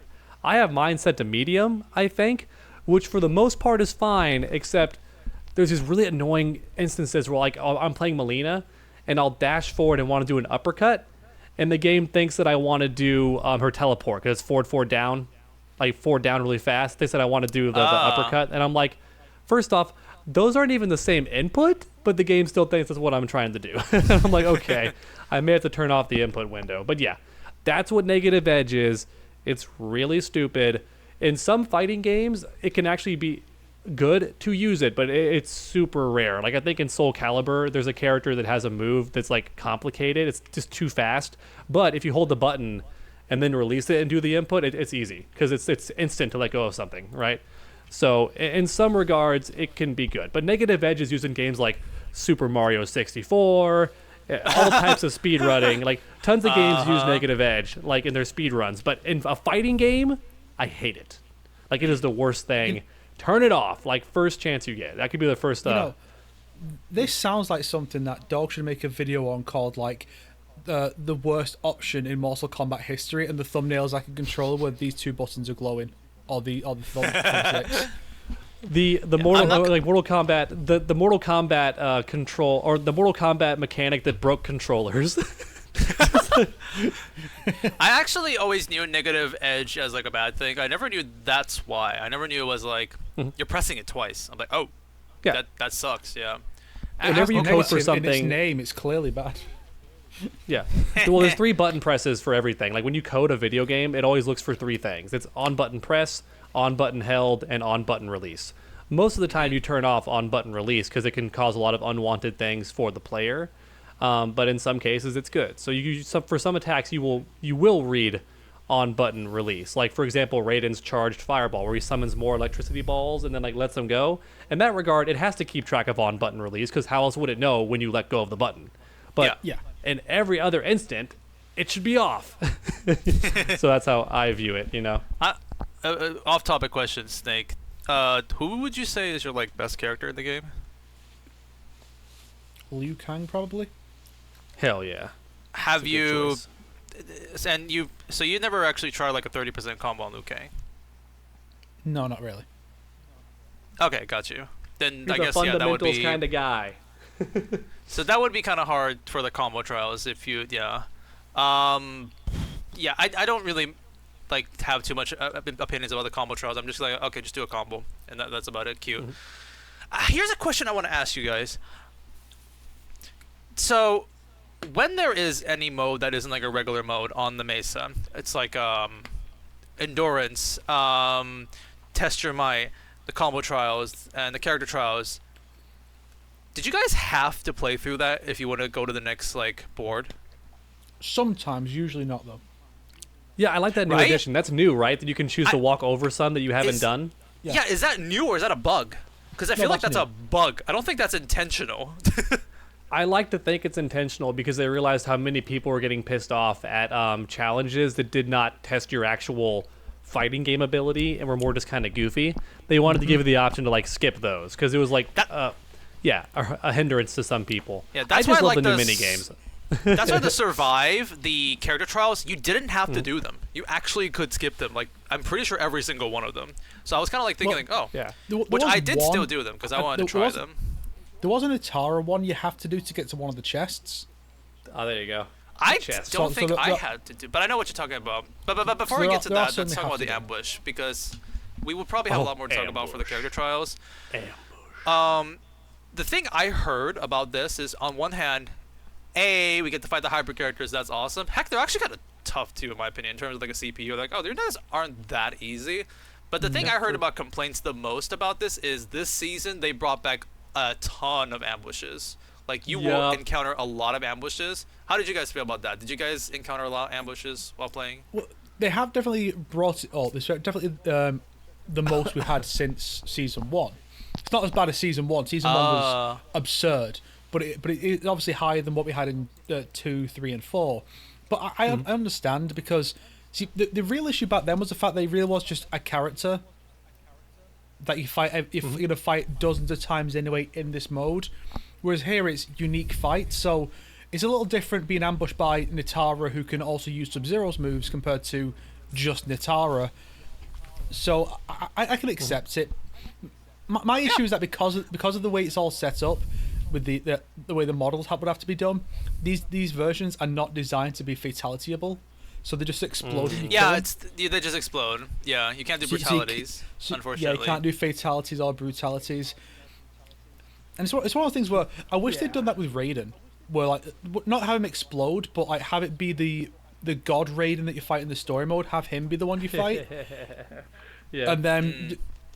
Because you can brutality him, you can kill him, but story-wise he lives. So why not just make it that you beat him and then he just goes down, and then you get the experience you would if you did a brutality on him or something like that. You know, just it's still baffles me that it's the mortal Raiden, and they never really delve into that. They never address it, especially when it's like, oh yeah, Liu Kang's one of his minions. Wouldn't he have to be a god for that to? Oh yeah. What is happening here? It's so strange. Well, it's the mortal Raiden, but he's already kind of looks like he's advanced to godhood in a way, in that universe. Like that's how I kind of view it. I don't view it as like the guy who got the powers like he did in M1K. Like that is, like I think it's God Raiden, but just the mortal Raiden model. Like that's how I kind of view it. Yeah, which I don't get why they did that, because they already have they already have the other one. It's in the game. Yeah. Let's talk about that like when we get to the skins. But yeah, I've got some opinions about that. I actually didn't have I've too bad got of a some time with- words. I've got Okay. some issues, sis. Just kidding. Gonna spill the tea, y'all. But I won't hesitate, bitch. Pulls out gun. yeah, I actually didn't have a bad time with ambush. Weirdly enough, I felt like I only got like 5 in general, so I felt like I got it's not lucky. bad. But there are a lot of people who like are annoyed by that, especially the lovely, amazing person on Twitter who makes the guides ice cream, who makes the guides on like every single mesa and like where to find what on the map. Like so great. I really wish I waited for like his guide, because I kind of felt I was kind of miserable going through the mesa sometimes. 'Cause I was just like, get me out of here. Where's the key? I kid you not. The second mesa, the Tarkon colony, I got to the end and I'm like, you need a key. Oh, okay, fine. I guess I'll look through the key in every like I'll try to find the key like in other corners of this entire stage. I went to every single optional corner, and the last one I went to just happened to be the right one, the last one. So I unintentionally 100% in the Tarkon colony, and I was very pissed. I'm like, fuck, I didn't want to do that. Just like the devs intended. That's the design intention, to make you go everywhere and you don't want to do it. Yeah, I might wait like a week before I do the Invasions Mode next time, just because like I want to wait for that map. But it's the Reptile Invasions. No, but anyways, no, yeah, what you guys think, won't. dog? It's a reptile season. You're not going to wait for anything. the You'll reptile have that bitch. You'll have that bitch clip. You'll be making the guides for it because you'll be so knowledgeable. Like, when you go here, this is where you get this thing. You go here. I'm gonna find every single. You want to get. He everybody explains to look every reptilian? Easter egg reference, like, oh, this challenge name is actually a reference to Mortal Kombat 2. This one's actually a reference to Mortal Kombat, the first game, where it wasn't playable. Also, funny fact about the invasion. I mean, yeah, getting invaded or ambushed. One guy tried to do the old trick, which apparently you could like just exit out of the mode or exit out of the mesa and then go back in, and it would skip the ambush. You just keep playing. It doesn't work anymore. If they get an ambush and then you leave out and then come back in, it just does the ambush again. It's like, nah, motherfucker, you gotta fight him this time. That's hilarious. Yeah. I hope that they do a simple like number adjustment, just not that many instead. I remember there was like a ability that says you won't be ambushed for the next 20 tiles you walk on or something like that. I don't know if they have that still in this or not. That's one of the ones that was kind of a useless thing to have in the last few seasons, because you've rarely got ambushed anyway. You'd really only get ambushed if you were crossing the map, but you don't cross the map. You just use the shops and the forge to fast travel, so you're not going to get ambushed very often. One tiny nitpick I have: if you can't do a brutality on the opponent because they explode or they just don't let you do it, like with the self-destruct robots, then we deserve to get the XP for the brutality just built in for free.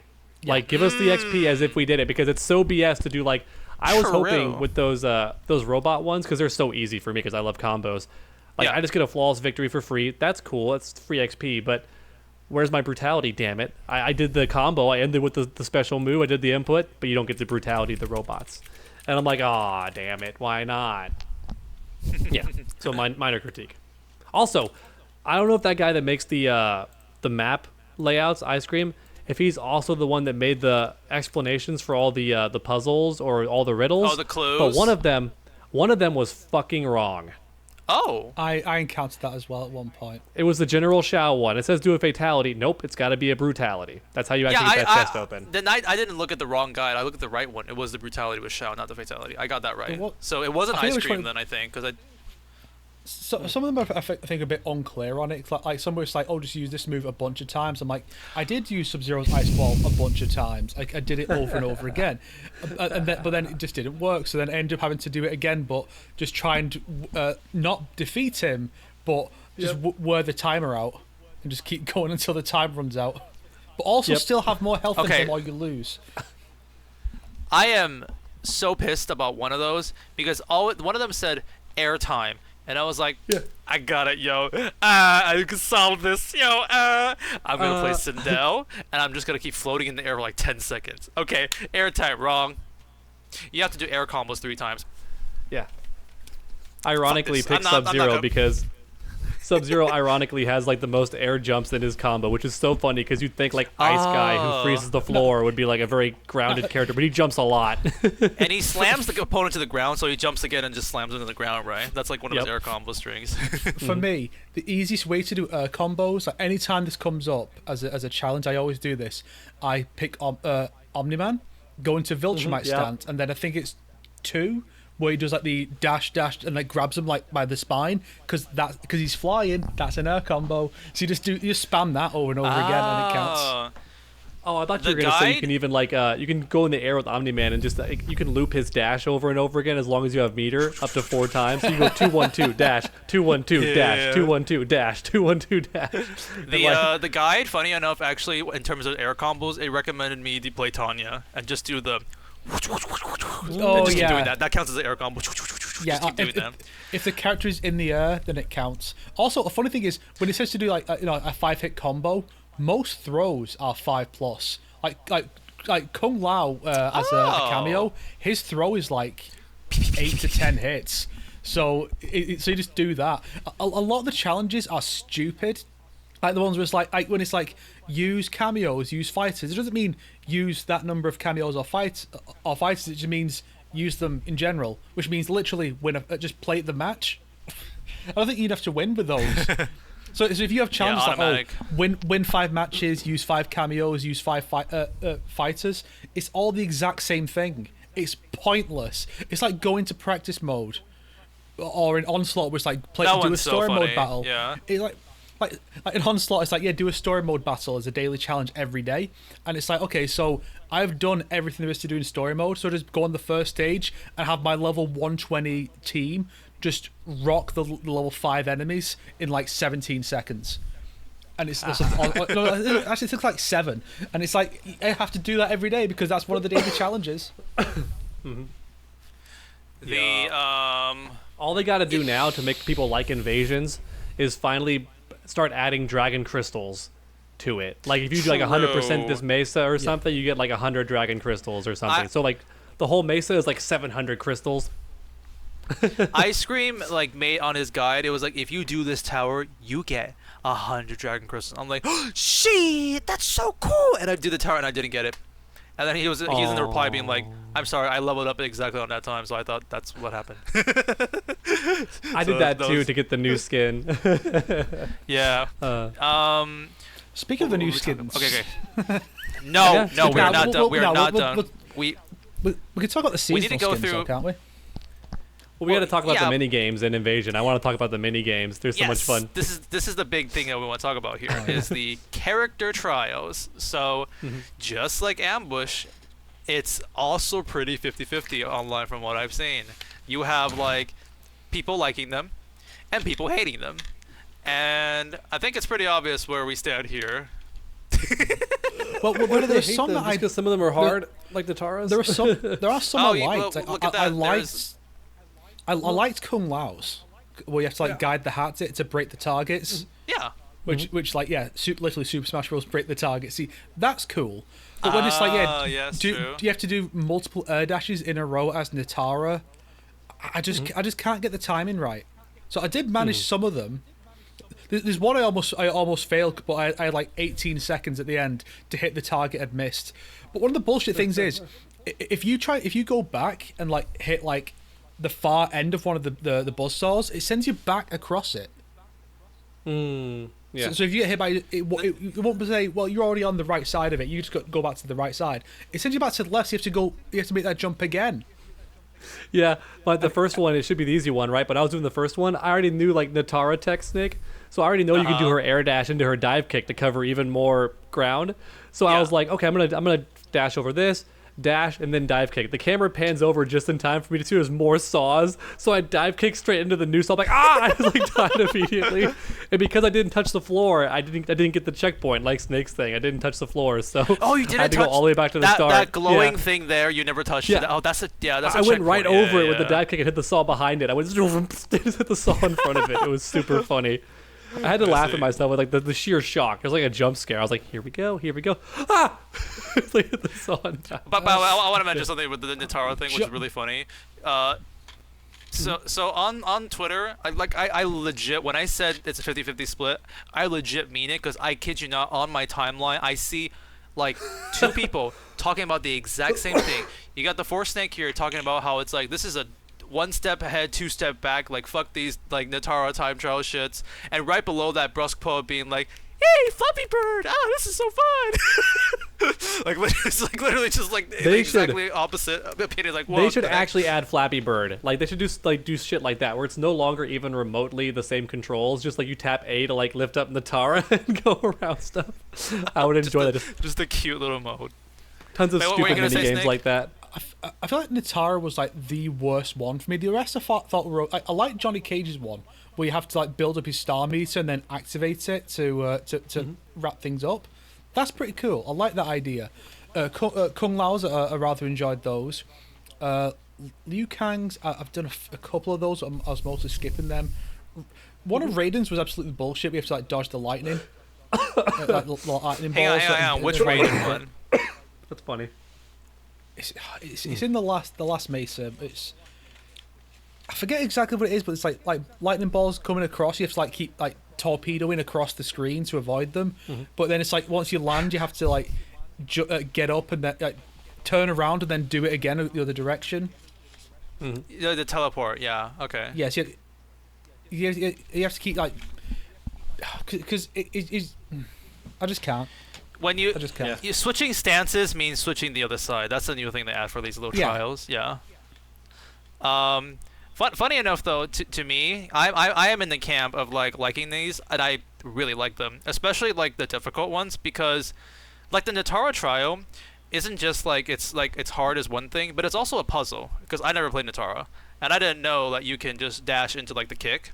So a lot of times I was thinking like, wait, how do I make this gap? I have no idea like what's going on here. But like the developers give you the hints. They tell you, here's your move. Why are we giving you these options? Huh? Why are we like putting this on here? And it's like, okay, it says I have like meter forever or something like that, and it's like, oh, that means I can do it 3 times. Okay, but then I can't finish it up. Maybe I have to dash and then do it. No, that doesn't work. I can't do them. And I'm like, oh, dash, and then do the kick. And that's how you can like beat that Nitara one. After I beat that one, all the other Nitara ones became very easy for me, because it's like I found out about that aspect. Yeah. So there was a satisfaction of like beating it, but also a satisfaction of me learning how to beat it on my own. And I find that to be pretty great. There was another one, which is the Gearus one, and specifically it's in the last Mesa too. That's the one where I had no idea what's going on, but then again I just look at the hints and being like, okay, what's going on here? I hit these hourglasses, I lose HP. Okay, but the game wants me to use this charging hourglass move. I don't really know what it does, and then if you enhance it, you rewind, but more importantly you rewind with HP. So I'm like, got it. So basically that's the way you can defeat those without losing HP. I will say 60 seconds is a bit long, but that like took a long time. And at the very end there was a pretty satisfying thing. It's like 10 seconds left and I'm like, well shit, like I'm full HP, so screw it. Hit, and I won with like 1 HP left, because it's like you just need to hit all the like hourglass within the time limit. Yep. So a couple of these I actually do enjoy, like the mechanic of not only it's kind of like doing a little puzzle, but also personally I'm a kind of guy who likes bashing my head into a wall until I succeed, playing a Dark Souls boss. And Yeah. mind You're you, that kind of player. yeah, and there is no other better example, and I'm pretty sure none of you both played this, with Raiden's 4th trial. Have any of you like played this one? Have any of you seen like the final Raiden I trial? have no idea. That is, it's right before you unlock a chest that gives you 2 extra like Dark Raiden variants, and of course you can skip it. Oh, 'cause no, that's what I mean. I think it's a bug. I won't have that one yet though, because I've only been for the revisit, only on the first 2 mesas, maybe the third one a bit. If you want to know what you get, you can do the ice cream guide. It tells you like where like the best shit is. So that's kind of like, oh, okay, there's Dark Raiden like pellets in the last mesa. So I'll go through that. I just go through it to grind out the characters. Because True. the alternative is to do the seasonal towers, and those seasonal towers are terrible. They are kind of annoying for grinding. They give you skins, but I'm like, I don't really want to do that. Yeah, but the fact that if you lose once, you have to redo the whole thing, and you gain nothing from it. Especially when you got all the like, sometimes it's just like, here's a meteor's going to come down and fucking kill you in one hit. Oh well, tough shit. You have to start over. It's like, how about you lick my fucking taint, NetherRealm? You just reminded me, actually. Is that something I have to censor? I don't think so, right? Taint? I don't think that's too bad. Probably. Anyways, Just do it you to think be so? safe. Even bleep when I said the F word. Like, don't take any chances. so, if you want to talk, in my opinion, like the hardest, except for the one I just mentioned, was the clue that you had to hit like the enemy Nitara 5 times with Sector's rocket. Did you guys do that one? Yeah. That sounds miserable though, because she's always freaking jumping. Was a pain in the ass. Yeah. And what I did was I did I like, had a freezer a Sub-Zero, and then let Sexog hit her. Oh, there you Or go. but you can have to do grab it her. 5 times. You, Oh, that's kind of that's but a smart way. That's a smart thing to do. Because the issue really with that one is the fact. Well, one thing that benefits it is that I don't even know what stat you improve to make cameos do more damage if you can. So the cameos do pitiful damage for me. So Yes. it's fine. So you don't have to worry about that. Just freeze her or grab her and use that. Because the number of times the AI with Sexor will have Sexor do that missile move and then grab you and then cancel their own move. Like, it's so funny. Do that often. The what do you call it? But the annoying thing also was like while you're calming or while you're doing something, all of a sudden just like a blood pattern will come from the stage and hit you and like cut like 25% of your health. That was miserable for me. I use like Sindel so that I can get the cameo out faster. But yeah, that is still my only real gripe with Invasions are the random things that can hit you, and there's no way to even prepare for because they're so fast. And I wanted to do like a joke, like a YouTube short where it's like how it feels to play Invasions. And it's like me holding the controller, and then someone just like while I'm playing, just like moves the controller out of my hand. Like no, and it's like hey, I was doing something. Hey, that's how it feels. Like you're doing something, and someone just like jumbles your controller or something, so you drop the combo. It's like I hate this. Yeah. That's especially with super armors and a lot of these like bosses and moves. Yeah. Yeah. Super armors are for babies. You can beat that. That leads to the prominent question of what do you think of the way the bosses were done this time? Because I think it's some of the worst they've ever done. I hate them. That's something that I would agree with. I like this invasion specifically for the 3 new things, but I was gonna be like, cause I say, oh, I like this invasion mode by 5%, a little bit more. I was gonna give it like 10%, but I'm like, these bosses are shit. Except for the Kun Lao one, I actually kind of like that one. I like just hard or boring? It's bullshit, especially the Johnny Cage one. So I did Johnny see a Cage guide one? for Johnny Cage, so I'm wondering what that's about. I saw a guide for it. I'm like, how hard is he that there's a guide? Well, because what it is the third phase starts with like an energy projectile dodging thing. We have to avoid his moves. The energy comes in, but there doesn't seem to be. Sometimes there is a pattern, I think, but sometimes the direction it comes from can be randomized. So sometimes you're just in a really disadvantageous position, and it does so much damage. So what most people suggest is that basically just picking Reiko and just going like really high health, and just try to like power through it. Why not use like Sub-Zero as your cameo? Because Sub-Zero makes you immune to projectiles. I don't know if it's think he like does. from the top or something. It's like all around. So I don't know if that works all the way. Well, that's what I used Also, for Peacemaker- the Melina boss fight too. I would use Peacemaker and Sub-Zero. So like literally right before the Sub-Zero cameo wore off, I would just pop the shield, and then before the shield ran out, I would just have Sub-Zero come back in. I was like immune to projectiles the entire time. Never took one hit. But by the way, is Peacemaker's like thing like not working anymore or something? Like, because people say you can't use Peacemaker to handle that. Don't know. Well, it could be they don't classify that energy ball as a projectile. Maybe it just doesn't work or something. That would suck. Because that would mean Rain couldn't be. Rain can also do that. Rain's like got a little down like water shield input that Oh, yeah, like that's stops true. projectiles. So not only that, but that Johnny boss was so fucking annoying because all he does in front of you is just taunts.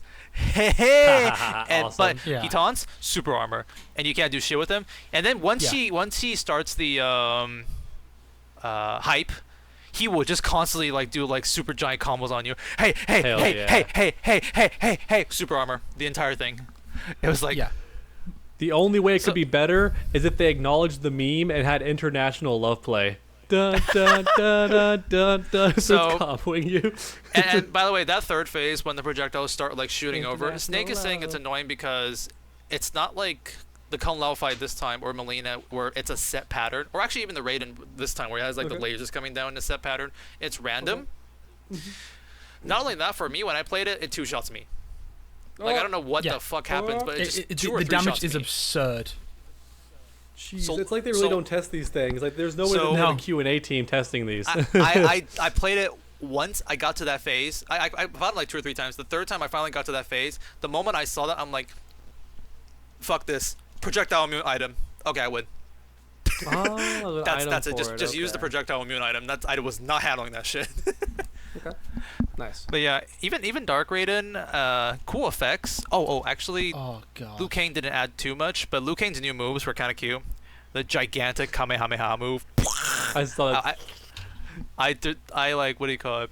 Deliberately got hit by that just to see it, and it like killed me instantly. So I'm like, haha, very cute. Here's a funny tweet I want to share because So it, Imagine it if it really like does come down to a unblock and point- killed you. It really does often feel like you can't win unless you have a very specific character or like character element for a character. Because sometimes it can really turn the tide, like the actual Raiden boss fight, because he's got a move that'll just kill you in one hit, or sometimes it will, sometimes it does. I don't know how it works, but then I found that if you just take Kenshi and put his attack stat to max and just uppercut, you can kill him really easily. Because that's the that thing, must be a because these stat moves, thing. Yeah. because you really want to have high damage on these fights, because the longer it goes on, the higher chance you have of getting killed with a one-hit kill move, which is just bullshit every time it happens. So you want a character who can fucking melt them before they get to that. So the thing is, I always like putting attack on my characters too, but when it's a one-hit kill move, that just means that because you never put anything at HP. So that's one of the bigger reasons as to why that happens. With that being said, though, I thought Raiden one-hit killed me when he used the lightning move, like the one where he charges up and it's just like bzz, a lightning in front, or he does one where it's like all the ground. That bzz in the front like did kill me one time, but the second time I got hit by that, it was like 40% or something like that. Very high damage, but it didn't kill me instantly. What else was I thinking? But yeah, like I think the Johnny boss fight was definitely the worst in this Invasions. Yeah. Oh, man. Okay. I didn't mention this. So the Raiden trial. If any insane viewer out there who wants to try this without any gimmicks, just play Raiden with nothing else, that is the biggest like bullshit challenge that you could ever face in this mode. But essentially what happens is if you play some of the Raiden trials, it's like Snake said, okay, use the teleport to dodge the wall projectiles. Use your Reggie Babare to like jump over the projectiles. Use like the charge electricity to destroy the butterfly projectiles. Those are his trials. Now, everything I said there, combine them all into one Yes. surviving trial for 60 seconds. Yes. No. It is like genuinely like a bullet hell challenge, and I for some reason decided, and I didn't even need to do it, but I just for some reason like did it, and like I was in a group chat and just chatting, and I was just I'm just gonna fucking play for a bit. I legit played for like an hour. Just trying to like nail everything, not die. And I kid you not, the funniest thing is like at the last like 6 seconds or something like that, I'm like, yes, I'm about to do it, and it's like all the projectiles are gone, and I'm standing in like in the middle of the stage, and all of a sudden like 6 like lightning and electric balls and just kill me. And I legit in the group chat just fuck off, and I'm like they're talking about some like comic thing, like, so yeah, I thought this comics was like very good. Fuck off. I'm sorry, not to you guys. I'm sorry. I have to like apologize. But yeah, it's like I was like so pissed off. Like, are you fucking serious? At this very end section, random ass bullshit comes to hit me. It turns out what you had to do was use Raiden's like bzzz and like the ball around him. to deny the projectiles to hit you. Yeah. So once that satisfaction of me beating that was like so good. I was like, fucking yay. Like it felt like 2 hours, but I think it did like within an hour. You would have. This is better than sex. Ah! And the reward for it is piss just like little talisman upgrade technically the reward is to get to the palettes of Dark Raiden, but since you can just walk past it, so it didn't matter. But yeah, if you want to torture yourself, there's your torture right there. Like that's the ultimate bullshit trial right there. If you want to try that. As it should be. My torment should be self-inflicted. Never imposed upon me. Should always be my choice. True. But okay, let's talk about the season palette of season 5. Guys, I want to start off by saying something very important. Okay. We took Season of Havoc, Season of Melina for granted, okay? We honestly took that for granted. We were laughing, we were making fun of them, but at the same time, we were cherishing, we were having memories, we were talking about it, we were having a good time. Like when I was playing this season, when I got to the Natara trial, I didn't even realize I had the green hair Natara on, so I'm like, Joker hair ass looking girl. And when I had like that one survive mission where like the zombies were walking around, I'm like, I need projectiles. Maybe I'll pick like Katana, and I pick Katana and it's her ugly ass mohawk skin. I had it still on. I had a good laugh with that. By the way, here's a fun fact. Since she has a mohawk, I realized recently when looking at the intro dialogue, so a character has like a mask, and it's like they cover their ears like the mask like this. But since she doesn't have hair here, you realize they never actually like did textures for her string to attach all the way around her ear.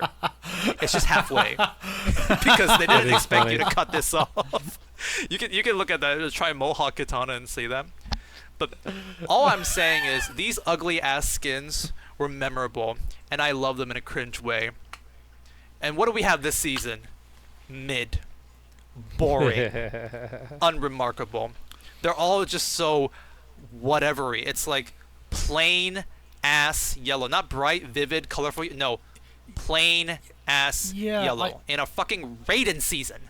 the colors are weird because you look at the other ones like Scorpion, it's fiery colors, Sub-Zero, it's icy colors. You got like blacks and reds and grays for Natara because she's a vampire. Okay, so it's Raiden. Gray, okay, that makes sense. Purple, yellow. I think you're one season late. What do you mean? what do you mean yellow? Like the actual effects they've got on are pretty good. You got the little eye effects. You got a voice effect this time. Some of the costumes have like lightning bolt colors on. I wish there'd a bit of a dark Raiden thing with these and not just like normal good Raiden. But it's fine. I just don't understand why they picked of all colors yellow and purple for Raiden season. Like gray again, gray makes sense, but why not like white or blue or black or red or something relating to an actual Raiden color? Raiden has never been yellow outside of those flashbacks to past timelines in MK11. Why would you associate yellow with Raiden? What is this? It makes no sense. What are you doing? I think maybe the yellow is meant to be like lightning bolts and the purple is meant to be like a stormy day. I don't know, but I'm reaching super hard. It does look like someone. It looks like somebody at NetherRealm really wanted to be a fashion major, and this is their only outlet to express their weird fashion sense, and they are puking it all over our costumes. I don't think they look bad, but it looks very like it's what you would see at a runway. It's for a specific kind of taste, like that weird blue, purple, and yellow that we're getting for a lot of the colors. Like that is very specific. If the demographic was more about fashion, then I would get it. But like, this is Mortal Kombat fans we're talking about. Like, yeah, we don't want to be yas. That's Twitter. I'm sorry. Like, most of us don't want that. Give us objection. What if do you it's want? Yas, I want that. If it's like saturation up to the max, I want that fucking drag on my character. This ain't that. I want this is Sonic, like Sonic, this is peasant shit. Sonic. Peasant shit. So Yes. you're okay with the inevitable orange palettes we're gonna get for Reptile? I was gonna make that fucking joke. I was like gonna be like, please, just give us green palettes. Okay, just give us green palettes, and then like just some. I'm sure we'll get some greens, but you're also gonna get some random other colors that doesn't fit at all. Like, why would you pick these colors for all we want for Reptile is green and bluey green and maybe like a maybe like a red Black for and that Saurian from MK Mobile. Other than that, we just true. want we just want lizard colors and lizard skin. That's all we want. They're not going to give us that. They're going to give us something terrible. Aaron Yeager coming up to the developer's ears and whispering, and he's like, Reptile season pink! Something like that. I know, right? I'm like crossing my fucking hands since they gave purple and yellow to Raiden. I saw in the comments section, a lot of people did seem to like them. I was like you guys. I was kind of very mixed or leaning towards the negative because some of them were just kind of out there, but some of them were so ridiculous that I had to like purchase them with the in-game currency. Like I had to purchase the ridiculous Scorpion one because like seeing Scorpion in like neon yellow and blue and silver was kind of weird, and I'm like, yeah, the white hair is cool too. I get really mad whenever like my favorite characters get their alternates, but none of them have the white hair or like the hair color change. Oh, I'm like, mother effer, like it, but what? I just had the most horrible thought. So, you know how they've shown that they can change the hair now. They can give characters mohawks. Yeah, we're gonna get a load of bald skins for Reptile. They're all they're gonna be not fucking gonna bald. do that. Doesn't Yes, they make are. sense. It's gonna be the They'll all Baraka. be bald lizard skin. Baraka. Oh, You know, that's really funny to think about because, like, they could easily do that. It's not hard. It's hard to give, like, Melina, like, a different hairstyle like they did for last season. Like, she has, like, a slightly different, more, like, fuzzied up hairstyle and stuff like that. That seems hard. It's not hard to make a mohawk, a bald, as we've seen. They've already half done it. What was I going to mention? Oh, so, actually, speaking of the plain ass yellow this season has, apparently somebody like made a list of like skins in this season and skins from like the last season. Like some of them like almost overlap. Like they look very, very similar in terms of palettes. There is this Quan Chi palette that almost No, it is exactly the same. There's no difference. Corporate wants you to find the difference. unless it's like exactly. a tiny difference. Unless there's a tiny difference on his back or something, or maybe it affects like one. I don't think any of the colours affects his gear, but unless it does something like that, there is no difference at all. It's literally the same colour. Yeah. Why? Obviously, I think it's a like. It must be a mistake. Constraint issue. I can't even view it as a time constraint thing because it's literally exactly the same. It must have just been put in the wrong texture by mistake. Yeah. I can't see why it would be literally the same colour scheme. Yep.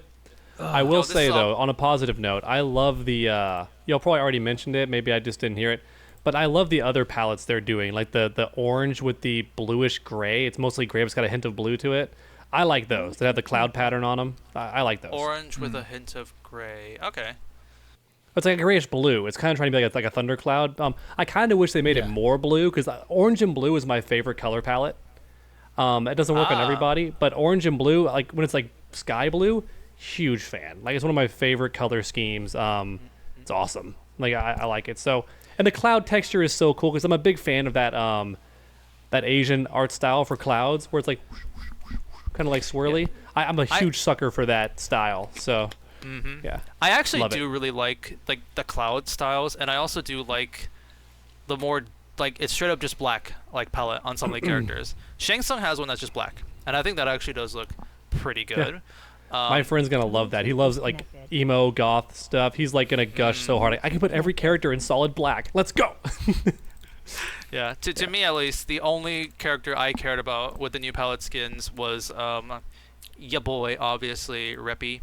The thing that really pisses me off. Okay, first off, let me gotta share this. Here is this is lizard turned black. The thing was, some of the evil skins have got these colors. Well, like Kung Lao, his evil skin has a couple of these color palettes. That's as right. Well. That's the only way you can get the evil Kung Lao as of right now. Yeah. He's got a cool evil skin too. Like I've always liked Kung Lao's evil skin. I think it looks dope. Yeah. And so here we have like Purple Reptile, which it's a little not fitting, but I'm like, okay, it's kind of cool aesthetic and stuff like that.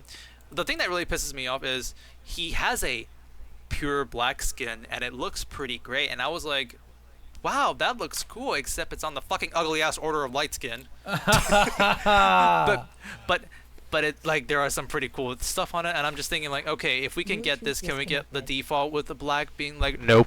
I'm like, oh. Does his scaly boy turn a different color when he's lizard form? Is he black? And sorry.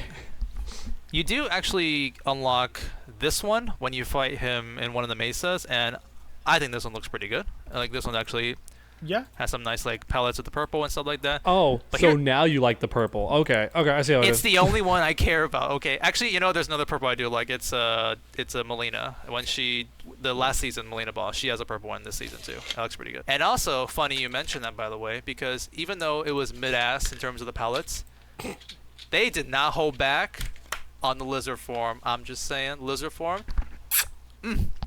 Blue, lightning stripes, glowing eyes. Hell yes. You can finally see his eyes. Before they're so hard to see because they're buried in like his recessed head. Yeah. Which I get it. Reptiles have like recessed eyes like that sometimes, but it was like, damn. Yeah, like honestly, like, cause he has had Tongue is new purple. palettes every season, except for the snow one, which he had that skin which made him white. But like, I really think this one is like one of my favorites. Just like this glowing blue striped like reptile look. It actually looks very great. And a lot of people on my Twitter kept saying it reminds them of Godzilla, and I'm like, okay, you're only saying that because Godzilla came out recently. You said the exact same thing in the 2021 movie because that's when Godzilla vs. Kong came out. However, I can't deny when you're more in the dark, your character, his blue stripes on like reptile actually kind of like glow. So you actually kind of get this nice like glowing effect in the darker areas, which Godzilla does when he's charging up the power and stuff. So I'm like, okay. In that sense, I kind of see the Godzilla comparison. Snake, you saw my tweet, but basically I'm like, look at these cool reptile back shots. You get to see like the glowing like blue stripes on him, and then Yeah, exactly, dog. and then I purposely wrote like, edit. I have now realized my mistake. And then people were saying like, hey God, you don't have a check bar. How do you edit your tweet? It's like, what do you mean edit? I was like, this not an edited tweet, you charlatan. That is funny. Yeah, so It does actually overall- glow. That's kind of cool though. Like the top's actually glowing. That's interesting. Yeah. Sick. So overall, Yeah. it's like last season I wanted to get those skins. I wanted to deliberately find the chest and find the shitty skins. This season I'm like, I'm just gonna open it up. It's gonna be boring. I did not want to. I did not want to play like the Masons and get this, except for Oh, damn. Reptile. Except for Reptile's palette, which I genuinely think is like one of the best he currently has. So that kind of makes up for it. Yeah. You reminded me of my joke, Sonic. I forgot my joke earlier. You were saying the Garrus challenge, right? In the invasion Yeah. modes, like a unique challenge. I was like, dang, the Garrus challenge should have been to freeze the opponent, get behind them, and just mash forward one and do the back shots like everyone online is doing. Freeze opponent and then land 7 back shots. Ping, ping, ping, ping. The back shot combos.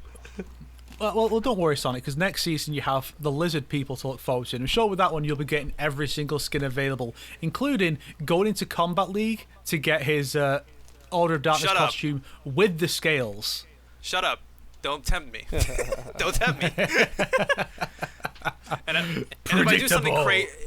if I do something crazy like that, I'm only going for the reptile skin. I'm not gonna go for like God tier or some shit. It's like, oh yeah, look, reptile unlock. I don't care. I will only go for the reptile one if I was crazy enough to do that. But yeah, we are at the 3-hour point, so let's wrap this up by talking about the final skins that have been added into this game. Yeah. So the Twitch the skins. easier one we can talk about are, as of right now, in fact, when the video comes out, you will have a couple days left. There are free purple palettes right now that you can get, and they're very easy to get them. All you gotta do is do the unthinkable and watch a Twitch live stream.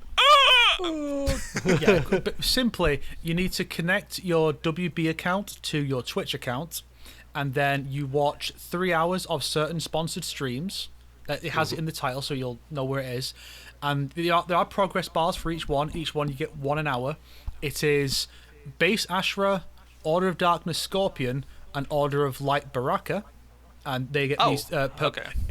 Yeah, it's purple palettes. One is like purple and black, like a deep purple, and one's a deep purple with like a lighter purple. And so Yeah, that's two neat. purples. But in the promotion for it, they've also shown Order of Darkness Sub-Zero, suggesting there'll be more of these in the future. Whether it'll just be another one or like that, or if it'll be that, maybe next will be Natara, then Sub-Zero going by Invasions for the Darkness ones. In the We don't know files, there are 3 other ones already. So you just mentioned Sub-Zero. There's also Order of Darkness Tanya, and I forgot the last one.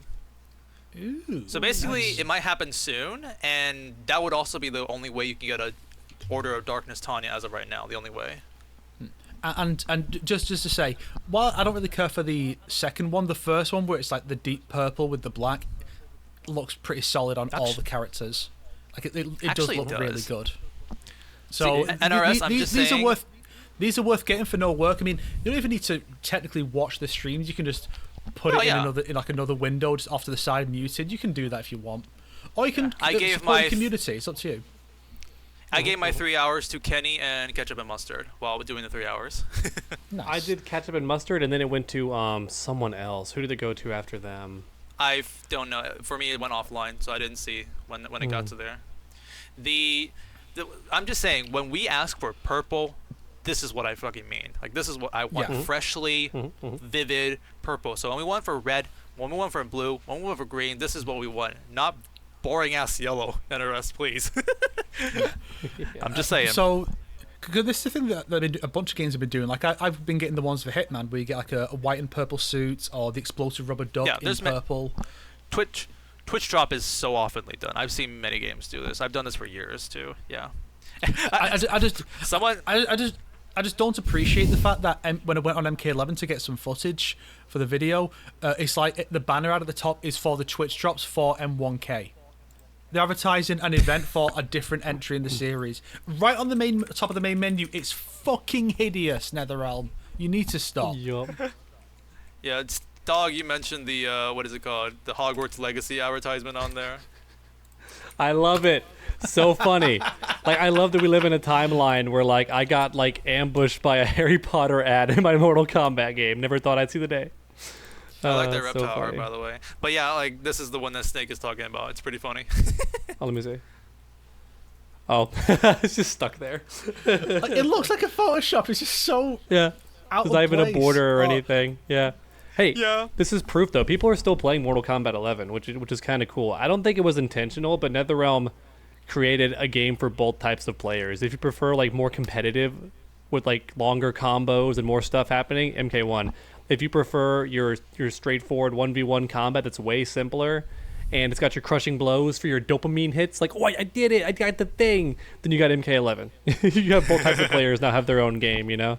It's kind of cute how it worked out. But now let's end off today's topic with the new shop skins that got released. They are all 3D era skins. We have 4 of them. And I have seen many split opinions about this as of right now. Many mixed opinions. But I guess we should just go in order of, like, the least interesting one, or like the least talked about one, which would have been like Quan Chi's. That is pretty much like almost like accurate with the original Quan Chi. Yeah, it's so basically the skins are Deadly Alliance, and Deception, Sindel, and Shao Kahn. Yes. The Quan Chi one, it's the default costume. There are a few differences here, like he's got fingerless gloves now, and there's this weird big red button on his chest thing for some reason. His gear piece is at least mostly accurate on how it's 1-to-1, but it's the tattoos from Deadly Alliance. So, which is cool because you could also just use the default gear to be the MK9 version if that's what you prefer. So you have the options there. It's very neat. I just wish we could save versions of the characters, like save our customized versions like we could in 11. Because then I would make both of those. One of his alternate color palettes is that maroon one from his alternate from MK9, which was also his alternate color in Deadly Alliance. So yes, every now and then they will give us a retro costume with the actual alternate color palettes available. I don't think even Dark Raiden got that. I think all Dark Raiden's alternate palettes are just made up, not carried over from 11. Yep. By the way, sorry, I guess we kind of forgot to mention this. What did you guys think about the Dark Raiden skin? Fantastic. Oh. I mean, it's the same thing.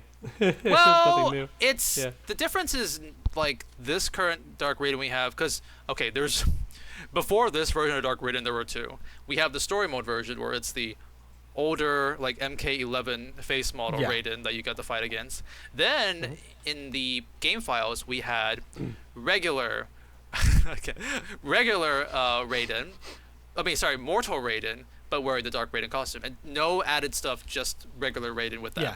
And now we have Mortal Raiden, but now he has like scars and like glowing red eyes instead right now. Yeah. Well, scars are good. Yeah. Really, I actually kind of prefer without it though, in my opinion, because it kind of just feels like it's kind of like tacked on to him instead. I don't know, just I kind of wish there was the other version too, but it's a great skin. Also, Yeah. red lightning when you're using the skin. That's the big cool thing. I don't think Yep. the other skins actually change effects like that. I don't Also, think it is so. red right? I lightning. don't think so. Yeah, it's red lightning. That's the first time. Yeah, that's probably the first time. Except, pretty although cool. there are certain bits like when you're on the when you're looking at his model, when you're selecting the skin, the lightning in his hand is still blue. There's still little bits where it's blue instead of red. Also, I think That's just I wish symbolic. they, It means there's still some good in him. and I wish they had updated the amulet. So instead of it being Raiden's amulet, it should be Quan Chi.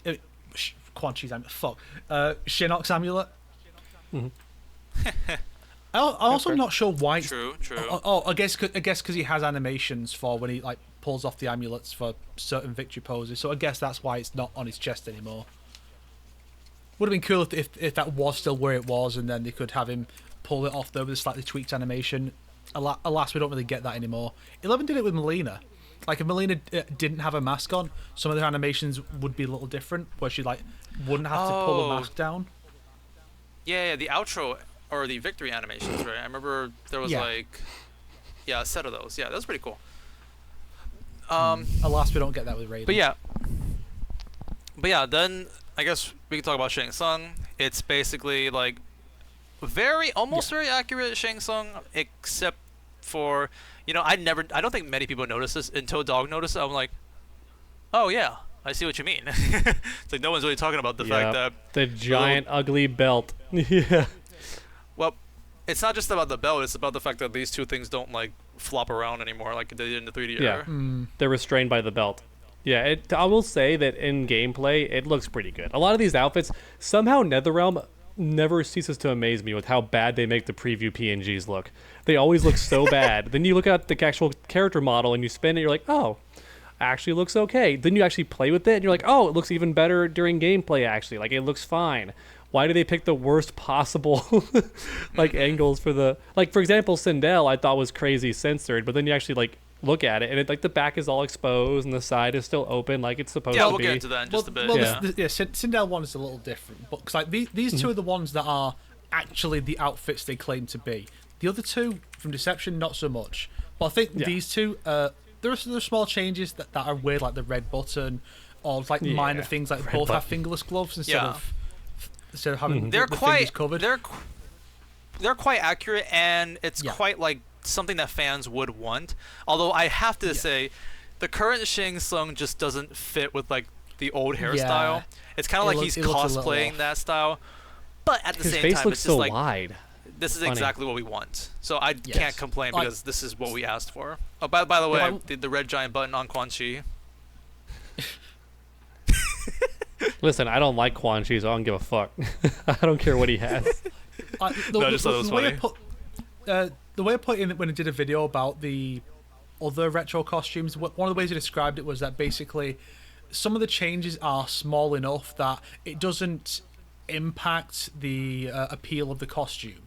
So like Scorpion having toasty skin does, because the flaming skull is what you want. Whereas Yeah. something You want the like skull, yeah.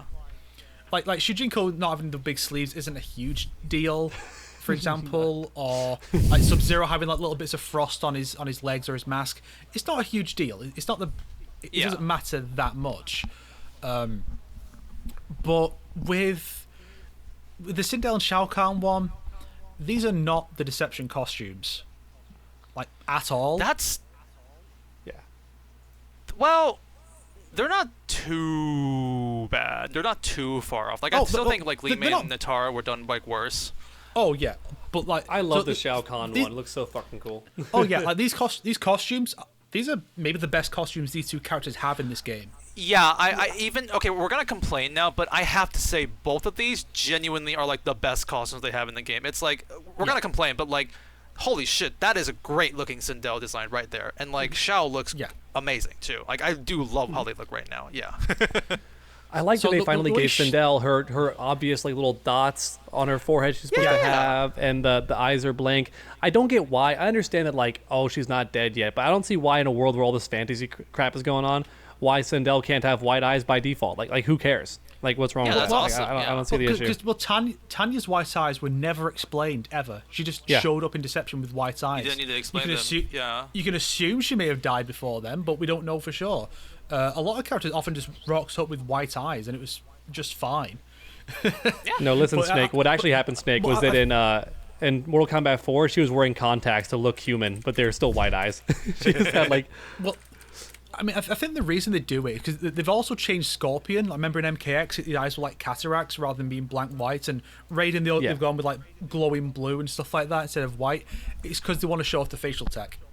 There's more freedom with alternate costumes because they don't show up in the cutscenes. But when you're having like Sindel emoting in the story mode, they want to have expressive eyes rather than blank white. Yeah. True. So it's like, fair. I have all That's this why. effort and no one's gonna notice the pupils. Hello? Yeah. Well, they should have made it like Melina then, where whenever Sindel activates fight mode and like powers up, then maybe her eyes turn white. So during gameplay, like they're Storm. still white. Yeah, exactly. Why not? Oh, but that red button That is actually would fucking be kinda horrendous on Quan Chi. I didn't even notice that like he had a giant red button until you pointed it out. I'm like, that is horrendous. I don't know if it's Yeah. that big though, but this is an edit. I You can just tell. don't know how that idea came about. Like, why is that there? What? So what? Whose benefit? Again, somebody at NetherRealm was like, I know how to fix it, and they fucked up. Yeah. The what was it called? But yeah, like Sindel, if I'm not mistaken, the only thing that they actually did add in terms of censorship was just like they covered her belly, right? Well, that little cloth there. Well, when I look at the costume, to me, I mean, the primary. It feels like they basically took the alternate costume with the crown and the outfit there, and they took elements like the color I palette can't show from the that primary. dog. Like it really. God. Basically, you want to know what is not being shown? Yeah, it's dog showing. Here's a reason why a girl would have white eyes. A specific situation No, it's that when we they're can't in a show on different YouTube. level. Yeah. So When they're on a different level. Actually, this one's so more I think- appropriate. I'm sorry, guys. what they basically did was they took her alternate costume and applied like the makeup and color palette for the primary with a few other tweaks here and there. That's what the costume actually is. It's a fusion of the two. So it is technically Deception because both costumes were in Deception, but Yes. it doesn't actually accurately reflect either one completely. Even the crown Yeah. is different. Like they gave us a crown gear, which I'm thankful I put that for on. because Sindel's headgear is horrendous. Oh So yeah, for sure. This just works generally, so it's nice having this, but it's not really actually reflective of any of those costumes. Of course, again, that being said, it's probably the best costume she had, which until now I would have ranked them as like base costume. Above that is Order of Light. Quite a bit above that is Order of Darkness, and this is above Yeah. that. Yes, absolutely. Oh, since we're talking about Sindel, let's bring up the funny tweet that someone called out the Force Snake for again. So, the context here is TLDR. Someone basically took the Force Snake's funny like drawing edit, which is just like this is what Sindel's Deception design is gonna look like, where she just like covers all her skin except for the toes. And And then everyone else loved this tweet, by the way. Yeah. Everyone else loved it. there's evidence to back up that this is what would happen. Yeah, it's a shitty MS Paint edit that I made like 3 months ago or something when when Lee May and Natara's costumes were added, and then someone's like QRT. They're showing a screenshot of it, not even mentioning me, but basically saying, this clown's finally been proven wrong again, and it's like Yeah. as if this Well, was no, a no, no, no, serious no, no. prediction. The thing that blows my mind about this is like, what does that person even mean? It's like they show your edit and they show the current skin. Look at this clown, he's wrong, and it's like, but that's not the default Deception skin. That's just a Yep. new. That's just a new Sindel skin. I could in that comment section, everyone's just like, wait, what's wrong? Like I don't. What are you yapping about? Like what are you trying to make fun of like the Force Snake for here in terms of like that? Like evidence to suggest this would be how they would design Sindel. So it's like, are you like what part are you making fun of him exactly? And that's like in my mind, literally that person just making fun of you because I don't like the Force Snake, Gunnar bait, haha. Let's make fun of him for that. That's how I imagine it. Like how that's the only reason why making fun of you. And it's like everyone in the comments just like, what the fuck are you making fun of? It like nothing in this makes sense. Oh yeah, For that's me, like definitely that's another Realm employee that's mad at Snake. For me, the funniest response to that original tweet though that I made was when someone pointed out that's just M1K Sindel. That's just what she looks like in the game. And it's Yeah, like, yeah, oh yeah, god, yeah, someone that did is, say that is that. straight up like, how she looks. That is. Yeah. But now on to Shao, since we're on to him. Shao is funny because he almost looks like the skin. Oh, by the way, one last thing to mention about the Sindel. It's really funny that everyone's like, "Yeah, we got the 3D era Sindel skin, and it's her alt." Because we're all wanting her default, but now it's her alt. Like, okay. It's a weird fusion dance. Yeah, it's a weird fusion dance of both. Mainly her alt though, but yeah, it is a fusion. Yeah, with dance. the color of the. It's got the color of the other one. It's got It's got the little dress. Let's see. In the back It's got. Yes. It's got the. But also it's got the. So like, there's no side boob, whereas the original had hella. Like the alt has hella side boob. Like her entire side is uncovered, but in the other Deception one, she's wearing like a onesie, like a leotard, so her entire side is like covered. They added these weird blades on her boobies. She's got blade booba, which is not on either of the costumes. They just gave her giant blade booba. Don't touch, boys.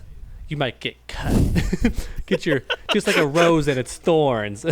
Don't go near my delicious petals. I don't know. Don't touch this flower. She's got thorns. Rar. But yeah, so I'm picturing what all the Yas people would say when designing this. Like, don't touch my boobas. I got the blades. So like, I guess now that I'm looking at it more, it does look like a fusion. I still think Sindel's evil outfit in story mode that you can have is still better. That's my favorite one. Oh, still, okay. But I think this one's. I personally think this one's still a little better too. and But also that get one's it great get too. it trending. Get it trending. Twitter. Free the butt. Free the cheeks. That way it's more clever. Free the cheeks. We had free the nipple. Free the cheeks. Why are butts always covered by strategic butt cloth? That joke that Anita Sarkeesian made about Batman's butt being strategically covered is actually real in Mortal Kombat 1. Wait, joke? Anita Sarkeesian did not joke. She was just a weird, out of touch piece of shit. That was not a joke what she said. She was legit angry that Batman famous for wearing a cape, you can't see his bum, whereas you can with Catwoman, who does not wear a cape. Anita Sarkeesian was a dipshit piece of shit who should not be listened to or even remembered. Her name should be stricken from the records. Forget she ever existed. Shao Kahn. So, that skin... How dare you? She married herself. Oh god. Let's not get into that. Let's wrap this up. Shao Kahn. Now this is not a general Shao. This is not a general Shao skin. This is a Shao Kahn skin. True. He's got the cape. He's got. I think they may have actually scaled back some of his draconic stuff. It's still there. They did. But I feel like it's well, less. this PNG, scaled it back you a can't lot. see it, but in game you can see it. You can definitely see the draconic legs, the draconic arms. You can see it. But it is scaled I feel back. like He's this right, might because be normally scaled he's back a like really dark skin with the scales, and here it's like he's still mostly skin tone, but he has the scales. Yeah. Yeah. So it. What was that? So it looks. I mean, the horns actually look because the helmet is like surrounds the horns like point of origin. They look like part of the helmet. So it just looks like a cool devil horn Shao Kahn helmet, and then you have like the big spiky armor and stuff. It's a little weird that he has shorts, but I can forgive that. That's mostly covered. A lot of people can't forgive that. I'm gonna be the voice of reason here. Like, I have a friend who like made like a twit longer talking about that, being like, look at all these great recreations of this skin, but for some reason Shao Kahn has to wear shorts. And I'm gonna say this, by the way, Havoc. So I gave the answer away, but I was gonna say there's a character in the game who legit like doesn't like has like what Shao Kahn wears on the left, basically like no shorts, and it's Havoc. Fucking Havoc has a skin where he's not wearing any pants, and it's the Order of Darkness one. Just so you know, it's so weird. I'm just happy that we finally have a situation where we have the man who is less exposed than the woman, because normally in MK we don't get that. And I'm happy that Shao Kahn, that they're finally equalising it. Sindel showing off a lot of skin. Shao Kahn is not. Finally, we're trying to find some balance here again, as we used to have. Unlike in M1K, where the men had loincloths and the women were all in bodysuits. Unlike Mostly in a joke, M1K. but not entirely. But Unlike an M1K. For me, my biggest issue personally is the fact that the red armor version has a black cape. Like, the red armor looks more classic, whereas the brown armor one has the red cape. I wish I could mix and match. But the fact that he has a cape at all, holy shit, he has a cape. He looks great. Although, I also find it weird that he only gets 4 pallets, whereas the others get 6. Huh. Oh, we'd probably. Oh, one last thing that I think is very funny. Maybe someone in another room heard you, Snake, because Yes. this skin should have had him showing his feet, yet they don't. because for those not familiar, Deception Shao Kahn is the first time when he had sandals, and that every single design since has had his grippers out. But then here when they're recreating the origin of Shao Kahn's grippers out in the game where everyone has the grippers out, he's wearing MK3 boots. I It's love so when people call funny. them grippers. It's such a great term. But by the way, Snake, is this the only way you can have Shao Kahn without like showing his feet? This skin. Does he show that in his alts? The Order of Darkness one and the Christmas one both have boots. Okay, so this is the only way. Gotcha. I'm not sure about I'm not sure the Order of Light one has them out, but it probably does because everyone has like Greek style robes, so the sandals are probably there. But yeah, so I'm happy to have a cool looking Shao Kahn skin. This is probably never going to be. Oh, you bought it? Oh yeah, I've bought all of them. Nice. Oh, well, you bought. Nice. Oh, wow, I see. Because I got the they're all good. crystals. They're good. They're actually good. I actually am happy. Shang and Quan Quan Chi's- are very Quan Chi's- like. Getting Quan Chi's is necessary because he has no other alternate costumes yet. So having some variety there is good. Shao has his best look here. Sindel has her best look here. Forget what Dog said. Sindel's costume here is the best one. And the Shang Tsung one's fine. No, I just want to ask, why was Dog laughing just also, then? Huh? Also, You were laughing these super are hard just then. I laughed really hard because Snake tried to say Quan Chi like 7 times and he kept getting cut off. It's like the Quan Chi. They're good. They're actually good. I actually am happy. Shang and Quan Chi Quan was- are very Quan Chi's- like. Quan, it's like a perfect. It's like a skit in a TV show where like they're both in on the joke, but here it was just actually happening because you kept cutting him off, and now I cut him off to explain the joke. Sorry. I see. Thank you for explaining that. Right. This is so funny. Another thing to note about this is that these costumes are 500 dragon crystals, not Yes, 600 wanted to or bring this up. 1,000. But that doesn't mean they're all going to go down because MK3 Sub-Zero's back in the store and that's still 600. So Ridiculous. I don't expect Lee Mandataru to go down. I think it's mainly because if they do reduce the prices of those costumes, people who bought them full price will say, well, what the fuck? Why do hell? these people get them for cheaper? Yeah. I should refund my dragon crystals if they're all going to go down in price. So I think they're stuck in that dead zone. Whereas anything going forward probably will be in the range of about 500 to 600, depending on how much work they want to put in. Which is much more reasonable in my opinion. Like I would like pay for that other than like 1,200 for the Christmas Shao. I'm like, what the hell?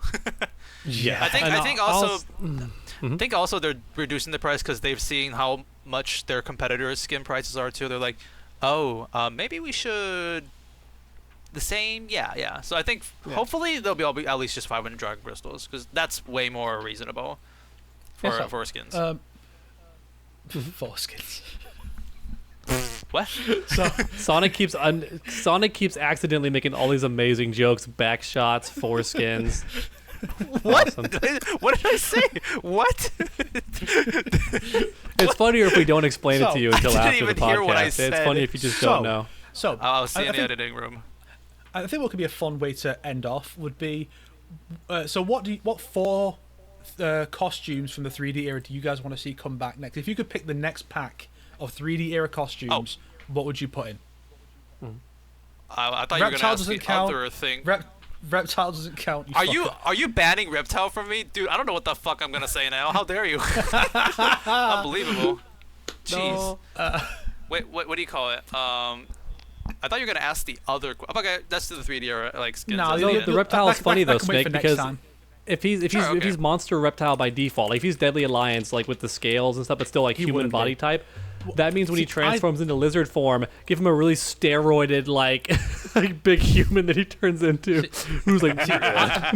What I think they'll do for Reptile is give him his Shaolin Monk's alternate costume where he's still human, and have a color palette based on the default. Because that's And when just he easier to do. And when he transforms into lizard form, do the Deadly Alliance like reptile. I think that would be awesome, but I don't think they're gonna do that. But that'd be freaking awesome. No, I think they'll just maybe recolor it, but otherwise it'll be the same. Or Minor. recolor I it somehow to make it look like Deadly Alliance one, which I don't know how they do that. I don't see them changing that. I mean, at most they might give him like his little tunic from that costume, like the black parts of his costume over the top of Lizard Man, but I don't see him doing that, even that. But you never know, maybe they'll put in the effort. Who goes My first? choices are pretty easy. I'll go first. My choices are Alright, very go ahead. easy. I know I just randomly thought of them. They're pretty easy for me. So don't go away. Don't lose them. Okay. So I have a almost picture I almost forgot them when I had them in my head. So I definitely want Ermac. That's a good one. Gotta have pick, okay. Deception Ermac. Love that one. Deception Jade.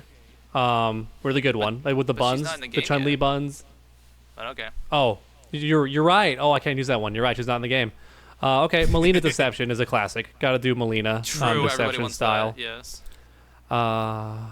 There's one more I had that was really good, and I'm like forgetting. I'm brain farting. Where was it? Where is it? I Show thought it to of me. Oh gosh, I just thought of a horrible one. Okay, you keep going.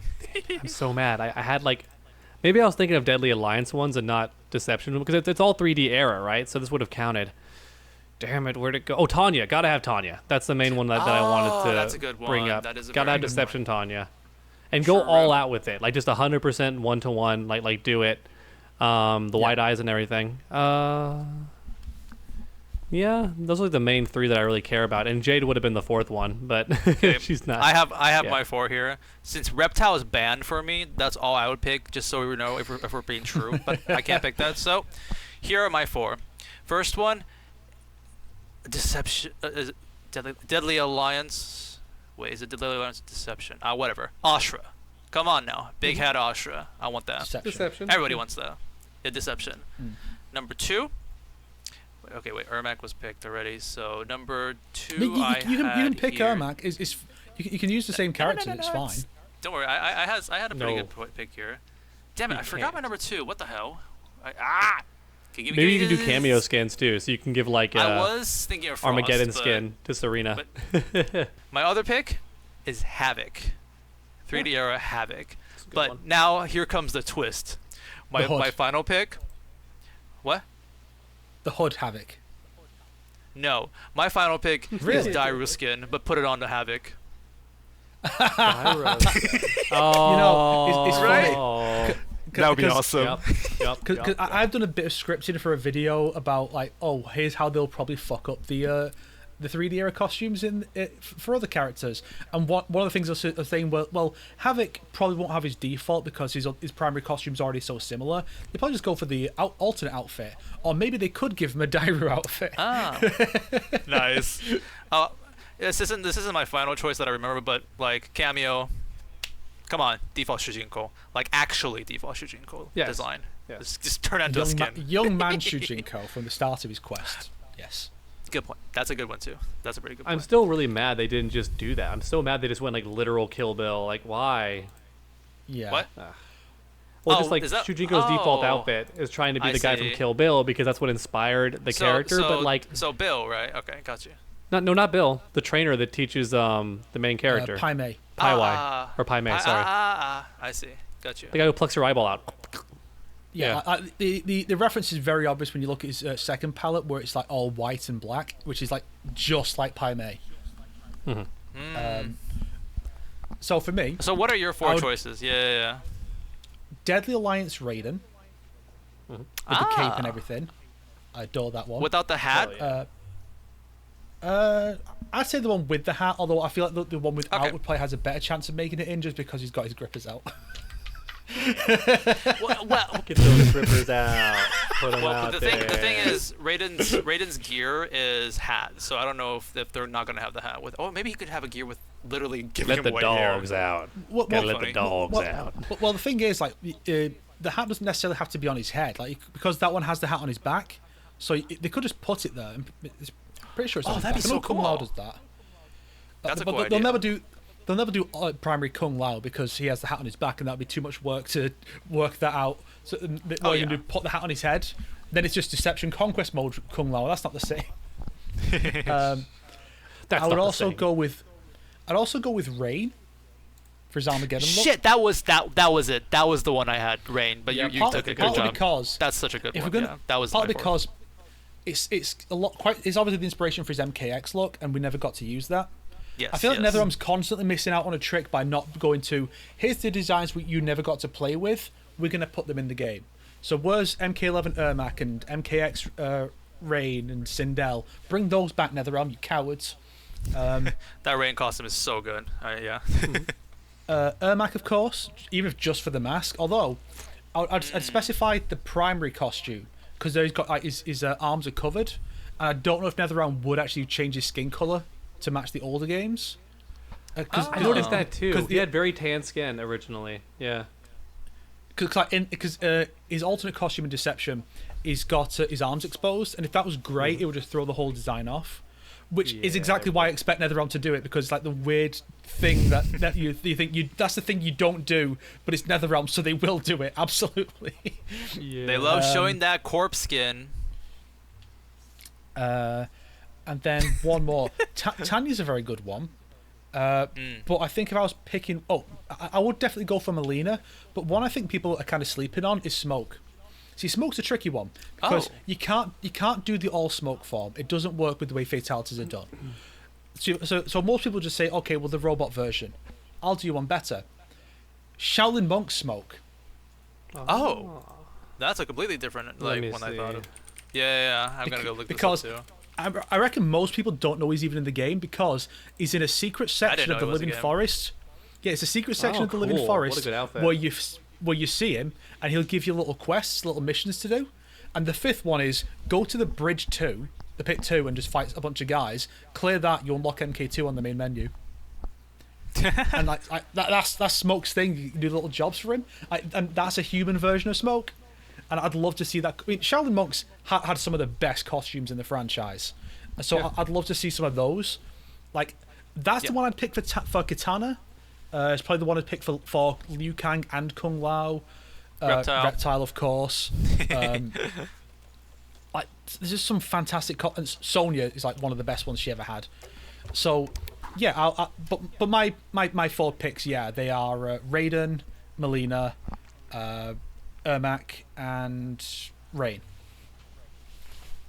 Nice. Good picks. Good I picks. like these I actually choices. really like that Smoke one. Did not even know that existed. He looks like Noob Saibot, but aside from that, it's pretty badass. Because he's like wearing what looks like mostly black, but yeah. Got a question about Shaolin monks.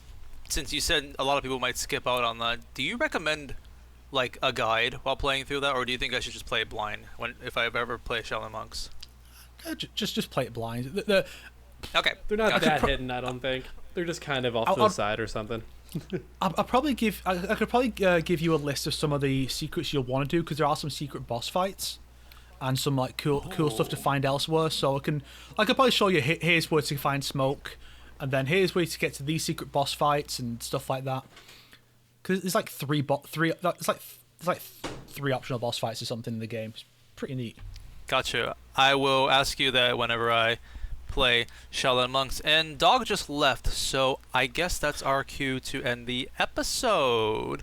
Is that our outro? That sucks as an outro. We don't suck with an outro. What is that? I have Chinese sword. I am Fujin. I fly at you. That's actually and then kinda cool. I come over, and then here I am with another Chinese sword. Yeah, I'm cool. I'm Liu Bei. I'm gonna kill everyone. I'm gonna take over China, or something. He's gonna do 100 a level. He's gonna do like 100 combo with a bunch of like peasants, army people. Oh, I also have this, which is very, very cool. Is that a? Oh! It's an umbrella. It's a katana umbrella. Oh no, he's got the gun. He's got the gun. That's not a gun. It's a prop. It's a prop, YouTube. It's fake. It's a prop. It's a prop, guys. Don't worry about him. It's not a prop. It's a very it's a very real umbrella. Yeah, I'm gonna slash the camera, and that's gonna be the end of the episode. Slash it! Slash it! Ah! Oh gosh, Dog. Cut me in half with the effect. Like do the little like freezer thing where it like cuts in half and I Come on slide now, I different cut you in directions. half in another episode already. Now, jeez, don't make me cut you in half again. I still can't believe how minimal and lazy you went with the Peacemaker joke. Just like It's like the little blue line around. Oh, I did that it. intentionally. Just. I was like, you motherfucker. And I knew it was all for the joke, because if you wanted to actually do it, you would have done like the like pretty easily, but you're just like, nah, fuck it. I wanted to do like a funny, like, lazy version. Hey, Snake, you want to duel with me? Where's your what was the sword you hurled just then at the last? Like the umbrella sword, right? Oh. Where is that again? That joke. So, do you want to duel with me? Oh, have you gotten two? Or just The exact same one, probably. Oh, no, it is. Yeah, the exact same one. Whooshing! I've got a sword too, but I'll do nunchucks instead, so it's funnier. No, it's not the exact yeah. same one. Mine's like black on the inside. I think mine's black Like on my the inside soul. too. It's the first time I've opened Right. this. Oh, they gotta be actually. umbrellas? I thought you had a Live on sword for screen some the reason. I first guess time it's I've a opened little bit. Yeah, I guess it's a little bit like see-through-ish, kind of, yeah. But yeah, when you brought that umbrella out, I was like, shit, do I have it here? I gotta show it off because I also have the samurai umbrella. That's so funny, a samurai umbrella. That's why I was tricked. Okay. I got it like in Japan as a souvenir, so I thought it was pretty sick. Ironically, I got mine on Temu, so mine would have been from China. Ah. That is ironic. Okay, I just wanted to show you. I just want to record your live action with that. Okay, bye everybody. Why?